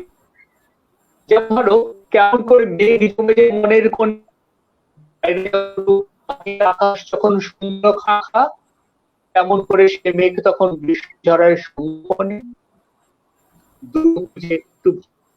একটু ভাবমগ্ন হয়ে হয়তোবা ঠিক শুনতে পাবে বৃষ্টি ধারার সেই চেনা সুর। ঠাঁই মেলেনি তখন মেঘের আগুন পোড়া ওই আকাশে, ঠিক তখনও কোথাও যেন বাজছে তারই পায়ের নূপুর। আমার কথা মানবে সবাই এমনটা নয় আমিও জানি, বড্ড আমি তুচ্ছ মানুষ, আমি তো আর বিজ্ঞানী না। কিন্তু আমি নিজেও যে সেই বৃষ্টি ধারার শব্দ শুনি। কেউ আমাকে বুঝিয়ে দেবে ওই শোনাটা মিথ্যে কিনা? শোনা গেল কিনা জানি না। শোনা গেছে, মাঝখানে একটু সমস্যা হয়েছে, তবু বোঝা গেছে। মাঝখানে একটুখানি সমস্যা হয়েছে, তবে মোটামুটি শোনা গেছে, এবং বোঝাও গেছে।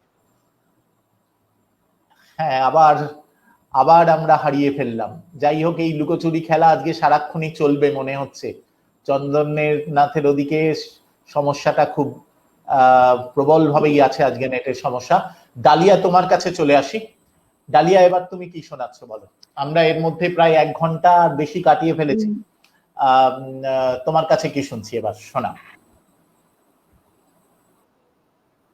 গতকাল গেছে মাদার টেরেসার জন্মদিন, আর আমরা বীরেন্দ্র চট্টোপাধ্যায়ের জন্মশতবার্ষিকী তে আছি, যদিও পালন হচ্ছে না ঠিক মতো করোনার জন্য। তো আমি দুটোকে মিশিয়ে একটা কবিতা বলছি, যেটা মাদার টেরেসাকেও নিবেদন করা যায়, আর অবশ্যই বীরেন্দ্র চট্টোপাধ্যায়ের কবিতা। এমন একটা পৃথিবী চাই, এমন একটা পৃথিবী চাই, মায়ের আঁচলের মতো, আর যেন ওই আঁচল জুড়ে গান থাকে। যখন শিশুদের ঘুম পায়, যেন অনেকক্ষণ শিশুরা শান্তিতে ঘুমোয়। যখন তারা ঘুম থেকে জেগে উঠবে, যেন তাদের জন্য মায়েদের বুক খোলা থাকে। এমন একটা পৃথিবী চাই, শুকনো কাঠের মতো মায়েদের শরীরে কান্না নিয়ে নয়, বুক ভর্তি অফুরন্ত ভালোবাসার শস্য নিয়ে। এমন একটা পৃথিবী চাই। এবার যাব জয় গোস্বামীর একটি কবিতা। এই কবিতাতে কবি প্রকৃতির সঙ্গে কথোপকথন, কবির সাথে প্রকৃতির একটা অদ্ভুত সুন্দর মেলবন্ধন কবিতায়। কবিতার নাম রং করো। এটাও খুব কম শোনা যায়, এটা আমি আর কারো কাছে শুনিনি। সাত সকালে ডোবার, বলছি, সাত সকালে ডোবার পাশে কচু পাতায় রোদ বকলো আমায়, তুই যে কি নির্বোধ। কুঁচকে একটা ঘাসের মাথায় শিশির জলের ফোঁটা, বলল তুমি আস্ত মাথা মোটা। শরৎকালের হাওয়ায় কাঁপা বাবলা গাছের ডাল বকলো সরাও মন থেকে জঞ্জাল। দিগন্তের সামনে দিয়ে দৌড়ে যাওয়া মাঠ বলল, তুমি মানুষ নাকি কাঠ? আমার ওপার দেখতে তোমার ইচ্ছে করছে না? তুমি কেবল ঘর দিয়ে আর চাকরি দিয়ে কেনা? থালার মতন সূর্য ধরে বলল দিঘির জল, ভয় কাটিয়ে চান করবি চল।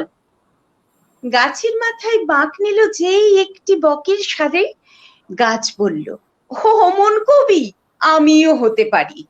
ভারী গুমোর, গোমড়া মুখে সারাটা দিন বসে যে ভাবছে লিখতে হবে, আসলে আসলে অন্ধ সে। চিরিক করে ঘাড় ঘোরালো লেজ ঝোলানো ফিঙে। ঝিমোচ্ছে কে দুঃখ নেশায় মন মরা আফিঙে? সে হইতেছে ভিতুর ডিম্ব, সে হইল ঘর কুনো। হাওয়া বলল, মাঝে মধ্যে আমার কথাও শোনো, উল্টো পাল্টা ছুট লাগে ওদিকে দিগন্তরে। কিসের এত রাগ গো তোমার, গুমড়ে থাকবে ঘরে? হাওয়া আমার জানলা দিয়ে বেরিয়ে যেতেই চড়াই ঢুকে বলল, এসো তোমায় প্রথম থেকে পড়াই। কি পড়াবে, কি শেখাবে ওরা? শেকড় গাড়া, দৌড়নো আর ওরা। বলতে বলতে মাঠের মধ্যে এক ঝাঁক মেঘ দাঁড়ায়, এক পাড়াতে রোদ রাখে আর বৃষ্টি আর এক পাড়ায়। কচুর পাতা, ছাই গাদা আর দিঘির পাশে ঘাস, সব ছাপিয়ে তুলির টানে দাঁড়িয়ে ওঠে কাশ। বৃষ্টি আবার কি বলতে কি বলবে এই ত্রাসে, জানলা অর্ধেক ভেজিয়ে দিয়ে দাঁড়িয়ে থাকি পাশে। সামান্য এই রেলের মাঠে সামান্য জলধারা, তাতেই যেন রূপকথা হয় সামান্য এই পাড়া। পাড়ার শেষে শিব মন্দির, পাড়ার শেষে শিব মন্দির। হুটখোলা রিকশায় টোপর হাতে বরবউটি গ্রামের দিকে যায়। রিকশাওয়ালা বুড়ো মতন, রিকশাওয়ালা বুড়ো মতন, গামছা ঢাকা মাথা। বউটি তাকে এগিয়ে দিচ্ছে নিজের রঙিন ছাতা। বৃষ্টি তাতেই রঙিন, তবে রং করো মাঠটাই। আমি এবার টেবিলে ফিরি, লেখায় বসে যাই। আমি এবার টেবিলে ফিরি, লেখায় বসে যাই। বাহ, খুব সুন্দর। আমরা ছোট্ট করে চলে আসি আরেকবার চন্দন নাথের কাছে। চন্দন,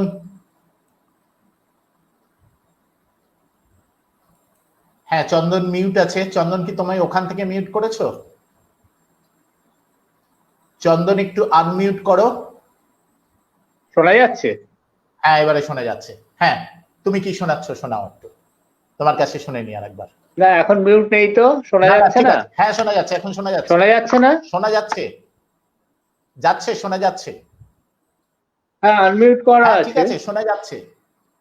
না আবার মিউট হয়ে গেল তো, আনমিউট করো, শোনা যাচ্ছিল।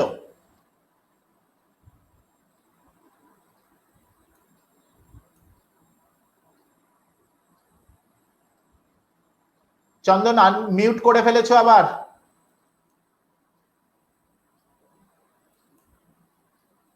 চন্দন আবার মিউট করে ফেলেছো।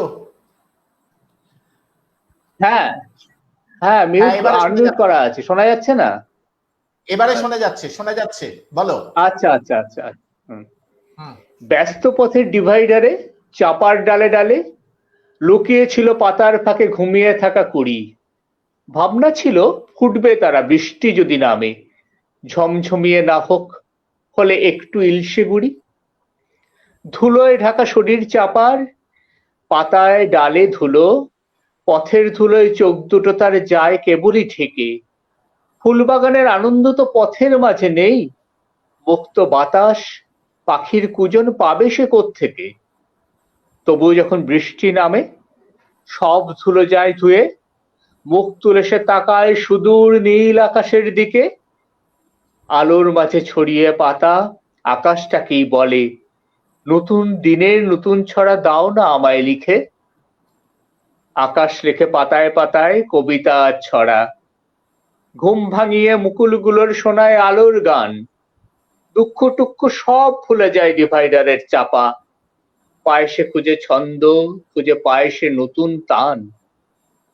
বৃষ্টিধারার একটু পরশ, একটু রোদের মায়া, জাদুকাঠির ছোঁয়ায় যখন জাগিয়ে তোলে তাকে, মুখ লুকোনো স্বপ্ন করি ঘুমের বাঁধন ছিঁড়ে, আলোয় আঁকা ফুল হয়ে যায় পাতার ফাঁকে ফাঁকে। লিখেছিলাম, লেখাটার নাম ডিভাইডারের চাপা। যে পত্রিকায় লিখেছিলাম সম্পাদক বলেছিলেন ডিভাইডার শব্দটাকে একটু পাল্টে দিতে, যে কারণে আমি ইংরেজি শব্দটা ব্যবহার করছি। কিন্তু আমি খুব সচেতন ভাবে এই শব্দটা, আমি সাধারণত ব্যবহার করি না ইংরেজি শব্দ, কিন্তু ব্যবহার করেছিলাম। ডিভাইডার এই শব্দটা দিয়ে আমি আসলে একটু অন্য ব্যঞ্জনা আনতে চেয়েছিলাম। আমরা খুব ভালো করে জানি এই চাপা আমার কাছে একটা প্রতীকী ছবি আর কি। এই ডিভাইডারের মাঝখানে থাকা যে চাপা, যে প্রতিদিন ধুলোয় ঢেকে যায়, তার ফুল ফোটানোর স্বপ্নটা বৃষ্টির অপেক্ষায় থাকে, কখনো বৃষ্টি নামবে। সে বৃষ্টিও আমার কাছে একটা প্রতীকী বৃষ্টি।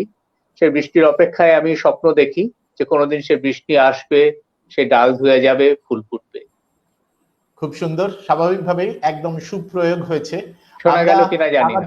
হ্যাঁ, একদম খুব সুন্দর শোনা গেছে, একদম শোনা গেছে। আমরা প্রায় 9:15-20 বাজে, আর মিনিট 15 আমরা আছি। আমরা মোটামুটি লাস্ট রাউন্ডেই চলে আসছি বলা যায়। আমি সুমনার কাছে চলে আসি। সুমনা, ছোট্ট করে তুমি আমাদের কি শোনাচ্ছ বলো? হয়তো লাস্ট রাউন্ডই বা আরেকটা ছোট করে হতে পারে। আমি এবার যেটা শোনাবো, আমাদের মানে চারপাশে যে ক্ষমতার লড়াই চলছে তার পরিপ্রেক্ষিতেই লেখা কবি মণিভূষণ ভট্টাচার্যের চেয়ার। আচ্ছা। আমাদের বাড়িতে একটা জান্তব এবং তাজ্জব চেয়ার আছে। ইস্ট ইন্ডিয়া কোম্পানির আমলের বিলিতি চেয়ার, কারুকার্য খচিত এবং বেশ আঁটঘাট বাঁধা এবং মজবুত। 47 সালে চেয়ারটা আমাদের ঘাড়ে চাপিয়ে তেনারা চলে গেলেন। তবে সুখের বিষয়, চেয়ারটায় ইদানিং বেশ ঘুণ ধরেছে।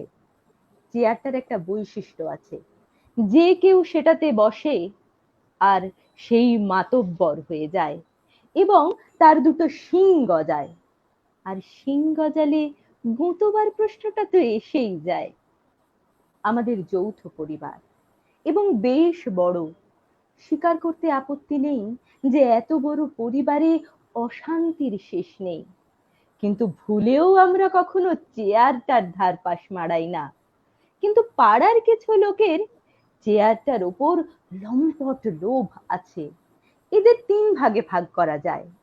একদল রাস্তায় হাঁটার সময় ডান দিকে হাঁটে, অন্য দলটি বাঁ দিকে। আর একটি দল আছে যারা রাতারাতি দল পাল্টে নেয়। কিন্তু আর একটি দল আছে যারা চেয়ারটাকে ভাঙতে চায়। এদের মধ্যে শেষ দলটিকে বাদ দিলে বাকি সব পন্থীদের লোলুপ চোখ চেয়ারটাকে দিন রাত চেটে যাচ্ছে। একদিন একদল এসে ঘোষণা করলো, চেয়ারটা আমাদের দিন, আমরা আপনাদের সব সমস্যার সমাধান করব। আমরা সাবধান করে দিলাম, শিং গজাবে কিন্তু। তারা গ্রাহ্য করলো না। ওদের যে নেতা বেশ হৃষ্টপুষ্ট, গালে মসুর ডালের মতো একটা আঁচিল, আর সেই প্রথমে চেয়ারটায় বসতে আরম্ভ করলো এবং বসেই নির্ভেজাল মাতব্বরি শুরু করে দিল। কিছুদিন বাদে অনিবার্যভাবে তার কপালের দুদিকে দুটো ঢিবি দেখা দিল, ক্রমশ শিং গজালো। প্রথম কিছুদিন আধ্যাত্মিক আনন্দে লোকটি আয়নায় নিজের চেহারা দেখলো, তারপর সামনে যাকে পায় গোঁততে আরম্ভ করলো। ফলে কিছু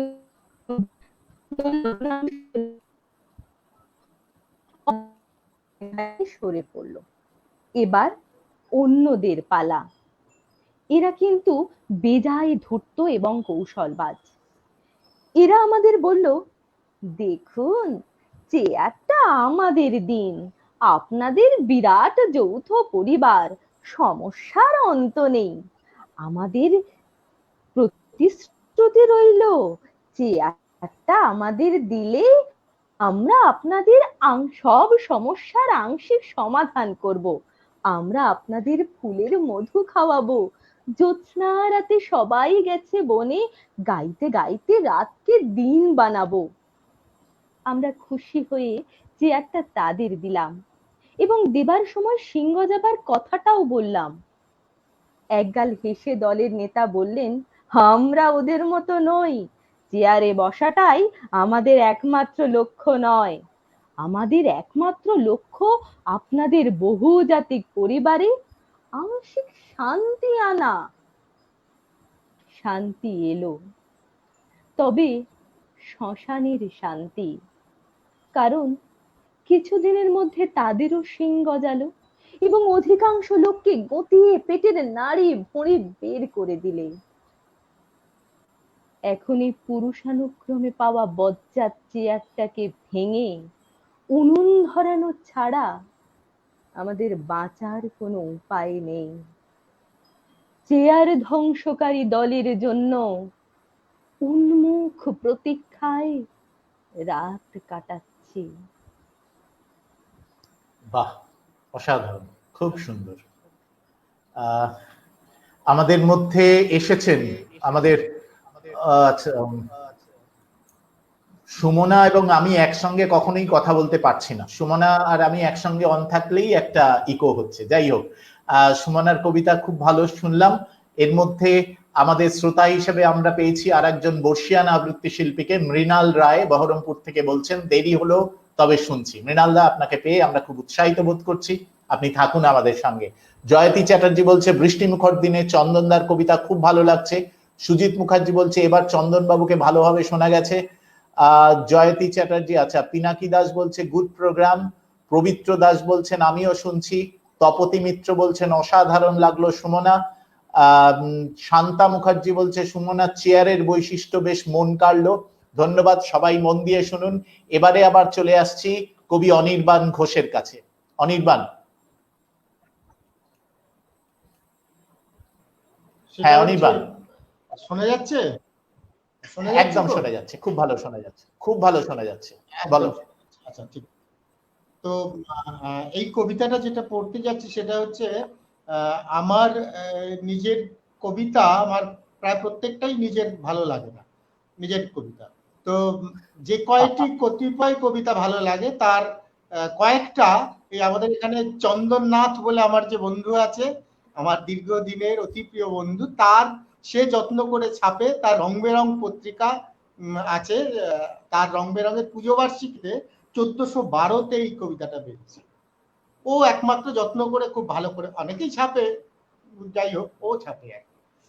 তো কবিতাটার নাম স্বার্থপর। ওই যে দূর শূন্য জুড়ে বেড়াই ঘুরে নাম না জানা পাখি, ওই যে আলো ছায়ার খেলা সারাটা বেলা স্বপ্নে মাখামাখি, মায়ের মতো এই যে মাটি যেখানে খাঁটি সবুজ সোনা ফলে, সীমানাহীন আকাশটার অঙ্গে যার হিরে মানিক জলে, এসো না ভাই বিভেদ ভুলে হৃদয় খুলে বাঁচার মতো বাঁচি, তা নয় শুধু স্বার্থপর আপন ঘর আগলে বসে থাকি। ওই যে দূর দিগঞ্চল পেতে আঁচল ডাকছে কাছে আয়, ফুলেরা সব পাপড়ি মেলে সুরভি ঢেলে নিঃস্ব হতে চায়। এই যে নদী, ওই পাহাড়, এসব কার? এসব কারো কেনা? এই যে তুমি নিরন্তর সাজাও ঘর, কিছুই থাকবে না। কেমন হয় যদি সবাই এসে দাঁড়াই মাটির কাছাকাছি, তা নয় শুধু স্বার্থপর আপন ঘর আগলে বসে আছি। ওই যে পাখি মধুর তানে সুরের টানে ভাষায় চরাচর, কেউ কি তাকে জানতে চায়? বল কোথায় ও পাখি তোর ঘর? অন্য নামে ডাকছি যাকে, বোঝাবো তাকে, সেও আমার ভাই। আমরা শুধু অস্ত্র হাতে জাত বেজাতে লড়াই করে যাই, বরং যারা বন্ধুতায় হাত বাড়ায় সে হাতে হাত রাখি, তা নয় শুধু স্বার্থপর আপন ঘর আগলে বসে থাকি। বাহ, খুব সুন্দর, দারুণ। আমরা আবার চট করে চলে আসছি চন্দননাথের কাছে। আমরা লাস্ট রাউন্ড করছি। চন্দন, এটাই শেষ কবিতা, এরপরে ডালিয়ার কাছে একটা কবিতা শুনে আমরা একদম শেষ পর্বে চলে যাব। চন্দন, তুমি কি শোনাচ্ছ? শোনাচ্ছি বলতে আমি শোনা যাচ্ছে তো? ছোটদের জন্য লিখতেই ভালোবাসি, কিন্তু হ্যাঁ শোনা যাচ্ছে। হ্যাঁ। আমার কথা শুনতে পাচ্ছেন তো? শোনা যাচ্ছে একদম আমার কথা? পুরো শোনা যাচ্ছে। আচ্ছা। একদম একদম হ্যাঁ। একদম শোনা যাচ্ছে। তো তো এইটা এই লেখাটা আমি পড়ছি, এই লেখাটা আসলে আমি একটা কথা আমি বলে দিই যে এখন আমি ছড়া টড়া লিখি, মানে ছড়া টড়াই বললাম, লোকজন তাই বলে আর কি, ছড়া টড়া লেখে। তো আমি ছড়া টড়া লিখি, কেউ কেউ জানে আর কি, এবং ছোটদের জন্য লিখতে আমি ভীষণ পছন্দ করি, আমার ভালোবাসার জায়গাটা সেটাই। সেটা তো আমরা জানি। কিন্তু আর পাঁচজনের মতোই আমার লেখা শুরু হয়েছিল, কিন্তু ঠিক ছোটদের লেখার জন্য নিয়ে নয় আর কি। এবং সেখানে নানা রকম লেখাই ছিল। আমার এই হাতে ডায়েরিটা সেরকম একটা ডায়েরি, যেখানে আমার অনেক পুরনো কবিতা আছে, যেগুলো কোনোটাই ছন্দে নিয়ে লেখা, মানে অনেক কিছু গদ্য কবিতাও আছে, অন্য রকমের লেখাও আছে।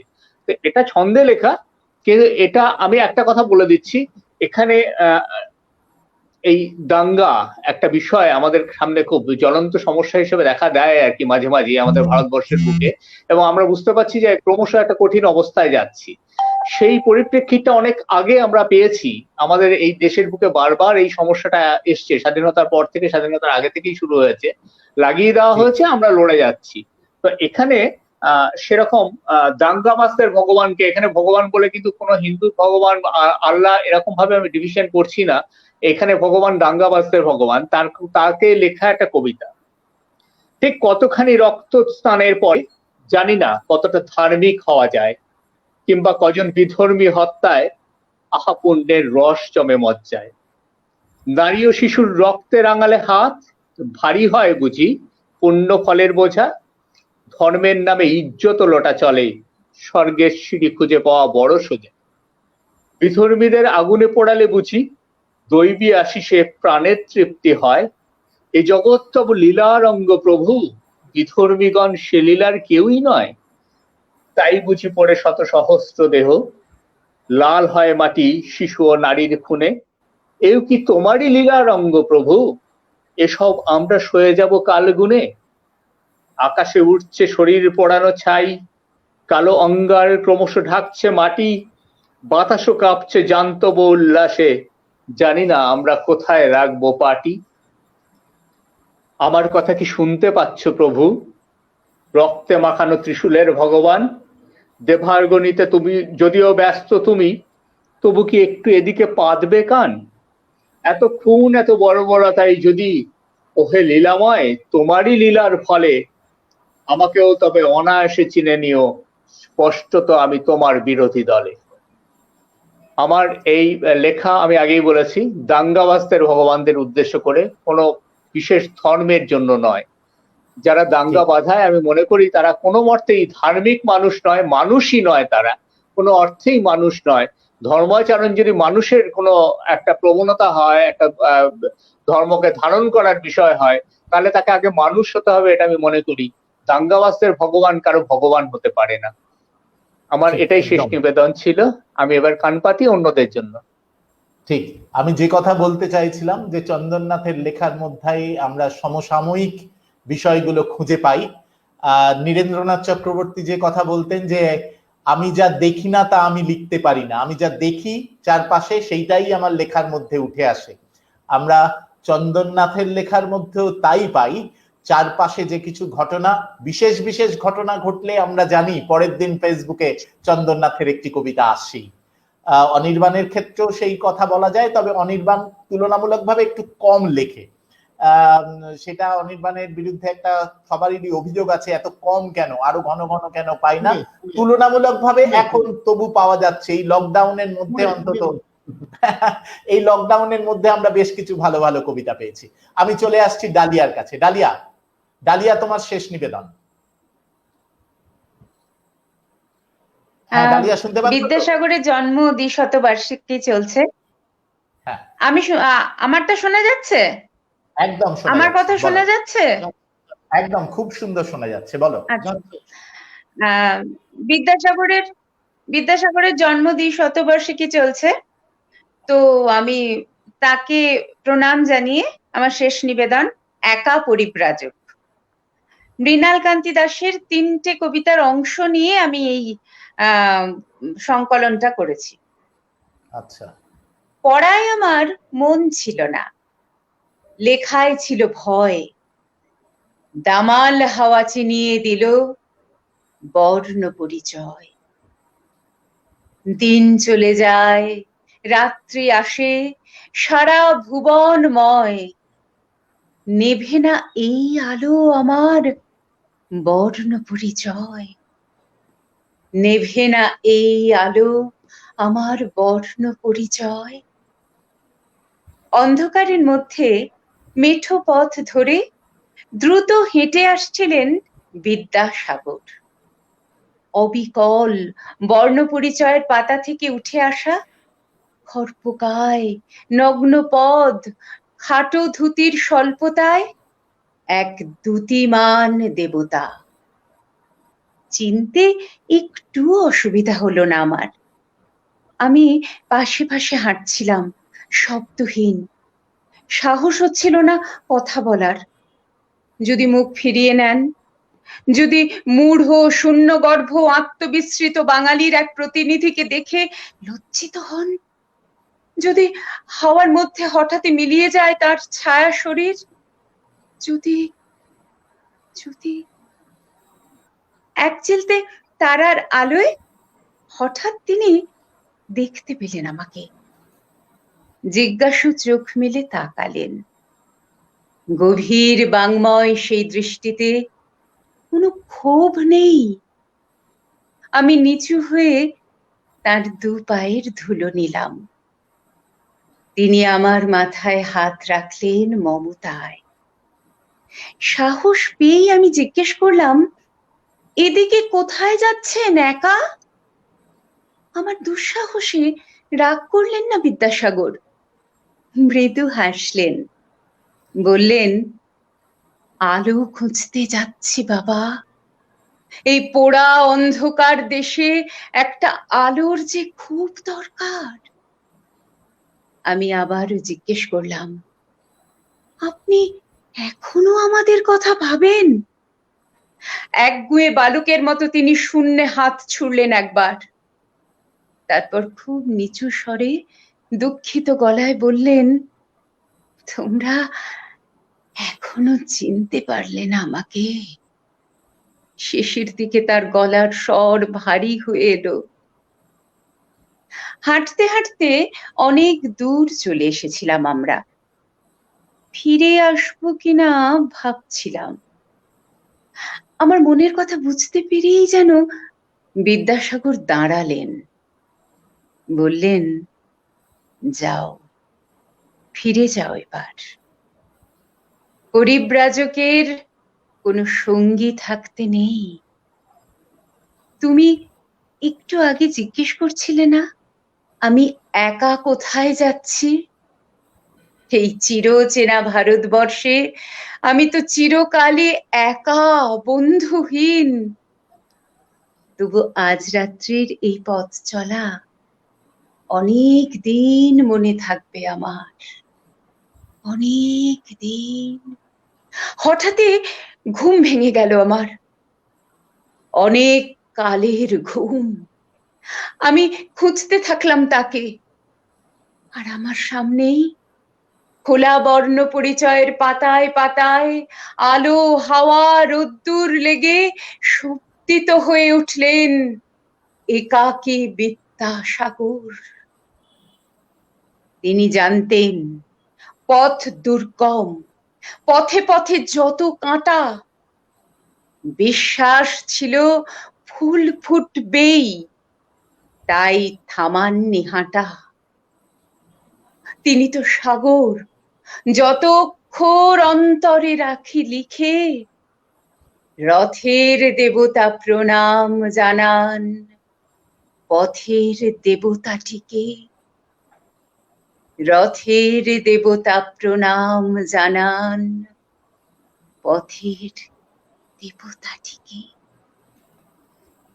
বাহ, খুব সুন্দর নিবেদন। আমরা যথার্থ চয়ন ডালিয়ার বিদ্যাসাগরের প্রতি আমাদের প্রণতি। আমরা চলে আসি অনির্বাণের কাছে। অনির্বাণ, তোমার শেষ নিবেদন। তোমার কাছে আমরা তোমার শেষ কবিতা শুনবো আজকের দিনের জন্য। অনির্বাণ, শুনতে পাচ্ছ? এখনো সময়। হ্যাঁ অনির্বাণ, সময় হ্যাঁ তোমার তোমার একটা শেষ, তোমার কবিতা শোনা যাচ্ছে তো? হ্যাঁ, একদম শোনা যাচ্ছে। ও, আচ্ছা আচ্ছা। তো আমি একটু অন্য চালের একটা কবিতা পড়ি। তা এই যে হানাহানি বা এই সমস্ত বিষয় এর সঙ্গে জড়িয়ে রয়েছে। হ্যাঁ, এক্ষেত্রেও চন্দন খানিকটা উস্কে দিল, তো উস্কে দেয় আমাকে। কবিতাটার নাম মেরা ভারত মহান, আমরা যেটা এখন জানি। তো কবিতাটার একটা একটা তবলার বোল ব্যবহার করা হয়েছে। তবলার বোলটা এরকম যে ঘেন্নাক থেকে তিক তাক থেকে তিক তাক থেকে তা ঘেন ঘেন্না, এই হচ্ছে তবলার বোল। বেশ। তো এখানে ঘেন্না তবলার একটা বাণী, এটাকে ঘেন্না মানে ঘৃণা হিসেবেও ব্যবহার করা যেতে পারে। তো ঘেন্নাক থেকে তিক তাক থেকে তিক তাক থেকে তা ঘেন ঘেন্না, আহা কি হর্ষ ভারতবর্ষ, এখানে ফর্ষ মিথ্যে প্রগতি, দেয় মাথাচাড়া বিদেশি দাদারা, এখানে গাধারা সদাশয় অতি। আহা কি হর্ষ ভারতবর্ষ, এখানে ফর্ষ মিথ্যে প্রগতি, দেয় মাথাচাড়া বিদেশি দাদারা, এখানে গাধারা সদাশয় অতি। মাথা দিনে দিনে বিকিয়েছে ঋণে, নাও সব কিনে চাল গম চিনি, হায় কি কপাল ঘোর কলিকাল, বাসমতি চাল বেচে মার্কিনি, কঠিন সত্যি শোনাচ্ছি বলে অনির্বাণের দোষ নেবেন না। ঘেন্না থেকে তিক তাক থেকে তিক তাক থেকে তাগেন ঘেন্না ঘেন্না থেকে তিক তাক থেকে তিক তাক থেকে তাগেন ঘেন্না। নেতাদের পিছু চলো মাথা নিচু, মিলবে যা কিছু তাও খাঁটি নয়, করা চাই শোনো তেল মর্দন, যোগ্যতা কোনো মাপকাঠি নয়। হাত পাতে মেজো হাত পাতে সেজো, কেজো অকেজো সব চাই ঘুষ, বড় কর্তাকে শেষে ধর তাকে, দিয়ে থুয়ে যাকে করা যায় খুশ, তিনি নেন শুধু উপঢৌকন, আরে ছিছি তিনি ঘুষ তো নেন না। ঘেন্না থেকে তিক তাক থেকে ঠিক তাক থেকে তাগেন ঘেন্না ঘেন্না থেকে ঠিক তাক থেকে ঠিক তাক থেকে তাগেন ঘেন্না। শেষে হলো স্থির হবে মন্দির, হনুমান বীর খেপচুরিয়াস, কুচকিয়ে ভুরু বলেছেন গুরু, এই বেলা শুরু করো সন্ত্রাস। জলে নিদারুণ ক্রোধে রাগুন, পথে পথে খুন চলে চিৎকার, চলে লাঠালাঠি চলে কাটাকাটি, লাল হয় মাটি রক্তে সবার। প্রশাসন যেন দর্শক শুধু, সব দেখে তারা কিছু দেখেন না। ঘেন্না থেকে ঠিক তাক থেকে ঠিক তাক থেকে তা ঘেন্না ঘেন্না থেকে ঠিক তাক থেকে ঠিক তাক থেকে তা ঘেন্না। শূন্য ভাড়ার কেন ভাই আর, ভাঙা দ্বারে দ্বার রক্ষী চাইব, তবে আর কত বুকে নিয়ে ক্ষত উঠোগো ভারত লক্ষ্মী গাইব। ঘোলা জলে ডুব দিয়ে বেয়াকুব বেঁচে আছি খুব বোকার হদ্দ, কোন আনন্দে শব্দ বন্ধে ছন্দে ছন্দে লিখছি পদ্য। দেউলিয়া হতে পারি তবু কেউ কিচ্ছুটি অভিযোগ করেন না। ঘেন্না থেকে টিক তাক থেকে টিক তাক থেকে তা ঘেন্না থেকে টিক তাক থেকে টিক তাক থেকে তা ঘেন্না ঘেন্না থেকে তাক থেকে তাক থেকে তাক থেকে তা ঘেন্না দা তা ঘেন্না দা। বাহ, অসাধারণ। আসলে যেরকম আজকে জমে উঠেছে, অনুষ্ঠান শেষ করতে ইচ্ছে করছে না, মনে হচ্ছে আরো অনেকক্ষণ শুনি, কিন্তু সময়ের বাঁধনে তো আমরা বাঁধা, আর বেশিক্ষণ সময় নেও না। আমি সুমনার কাছে চলে আসব। সুমনা, শুনতে পাচ্ছ তো? সুমনার কাছে আমি একটা বিশেষ কবিতা শুনতে চাইবো, এবং সেটাই আজকে আমাদের আড্ডার শেষ কবিতা। তুমি নির্মলেন্দু গুণের পৃথিবী জোড়া গান, যেটা একটা নতুন একটা বিশেষ বার্তা নিয়ে আসে কবিতাটা, তুমি কি ওই কবিতাটা আমাদের শোনাবে? তাহলে ওই কবিতাটার মধ্যে দিয়ে আমরা আজকের অনুষ্ঠান শেষ করব।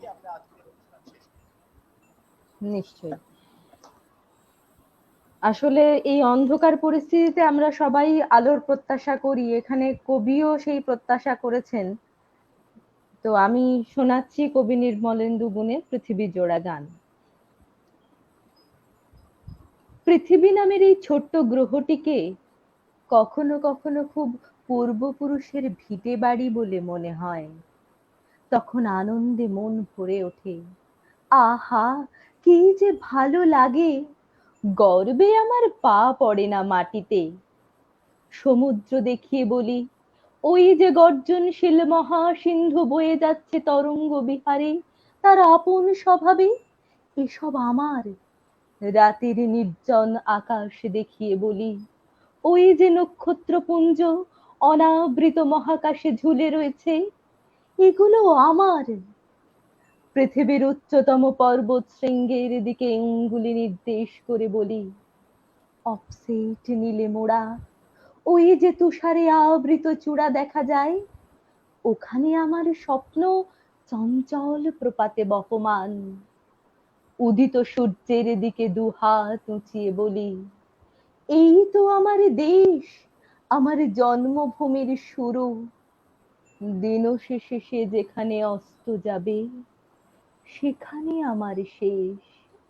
আপাতত এটুকু আমার হোক, পরে না হয় আবার আমার অশ্বমেধ যজ্ঞের ঘোড়াকে আমি অস্তহীন আকাশে পাঠাবো। আপাতত সূর্য হোক আমার জন্মভূমির ভৌগোলিক সীমান্ত প্রহরী। আকাশ মৃত্তিকা ঘেরায় পৃথিবী, দয়াবতী জননী আমার, তার গর্ভদেশ পড়েছে বঙ্গীয় কাশবনে। তাই তাকে ভালোবেসে বলি জন্মভূমি, বলি আমার স্বদেশ। জননীকে গর্ভস্থলটুকু শুধু, জননীকে শুধুই জরায়ু, জননী সমস্ত দেহ, তার আপাদ মস্তক। জানি জন্ম আর জন্মভূমি এ দুয়ের ফাঁক দিয়ে প্রবেশ করেছে বৈরিকালের বাতাস। তাই শ্রেণী দ্বন্দ্বে খণ্ডিত হয়েছে পৃথ্বী এত খণ্ড খণ্ড রূপে। এই দ্বন্দ্ব ঘুচে গেলে পর আবার সম্পূর্ণ রূপে মহামানবের পূর্ণ তীর্থে জাগিবেন জন্মভূমি, জননী আমার। সপ্ত সিন্ধু 13 নদী 10 দিগন্তের ডাকে আবার নতুন করে ফিরে পাবো হারানো সে মাকে। সাদা কালো শ্যামল পিঙ্গল দীর্ঘ খাটো সকল মানুষ সেদিন আবার এসে এক কাতারে দাঁড়াবে। সেই মহামিলনের ভোরে সমস্ত পৃথিবী জুড়ে উঠবে নতুন সূর্য। এক কণ্ঠে গীত হবে শত কোটি কণ্ঠের সঙ্গীত। তার নবভৌগোলিক শিখার আগুনে ভস্ম হবে পুরনো প্রাচীর। তখন এশিয়া মিলবে আফ্রিকার সনে, ভূমিহীন উপেনের মনে যুক্ত হবে লুমুম্বার প্রাণ। প্রসারিত হবে জন্মভূমি, আবার ধ্বনিত হবে নতুন পৃথিবী জোড়া গান। আহা, কবিরাই এরকম স্বপ্ন দেখাতে পারেন। এই কবিতাটি আমার নিজের অত্যন্ত প্রিয় কবিতা, যে কারণে আমি সুমনাকে বললাম আবৃত্তি করবার জন্যে। এবং সত্যি কথা বলতে কি, যখন ওই করোনা আক্রমণে শুরু হলো মার্চ মাসের পরপরই, তারপরে যে অবস্থাটা তৈরি হয়েছিল, তখন মনে হয়েছিল এই নির্মলেন্দু গুণের এই কবিতাটা যেন সত্যি হতে শুরু করেছে। মানে আমরা সারা পৃথিবীর মানুষ এক কাট্টা হয়ে ওই একটি রোগের বিরুদ্ধে লড়াইয়ে নেমেছে, তখন যেন কোনো ভেদাভেদ ছিল না। কিন্তু তার কিছুদিন পরেই আবার দেখলাম সেই সীমান্তে চীন ভারত সংঘর্ষ, বা কোনো রাষ্ট্রনেতার মুখে হুঙ্কার অমুক ওষুধ না পাঠালে দেখে নেব, বা পরবর্তীকালে যুদ্ধাস্ত্র কেনা, সেই আমাদের পুরনো জায়গায় ফিরিয়ে আনলো। কিন্তু আমরা স্বপ্ন দেখব সারা পৃথিবী এক মাটিতে দাঁড়িয়ে যেন এক হয়ে আমরা বাঁচতে পারি। কবিরাই এই স্বপ্ন আমাদের দেখান এবং সেই স্বপ্ন নিয়েই আমরা বাঁচতে চাই। আজকে যারা আমাদের সঙ্গে এতক্ষণ ধরে ছিলেন, আমরা জানি না আমরা আপনাদের আনন্দ দিতে পেরেছি কিনা।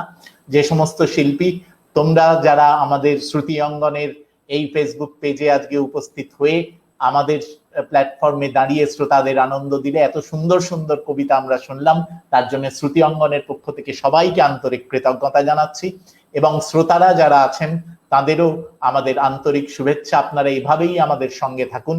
আবার সামনের বৃহস্পতিবার আমরা এভাবেই আমাদের আড্ডার ডালি নিয়ে খুলে দাও দ্বার এই নামে শিরোনামে আমরা যে বৃহস্পতিবারের আন্তর্জাল আড্ডা শুরু করেছি, সেই আড্ডার ডালি নিয়ে আবার সামনের বৃহস্পতিবার আমরা চলে আসব। শুভরাত্রি, নমস্কার।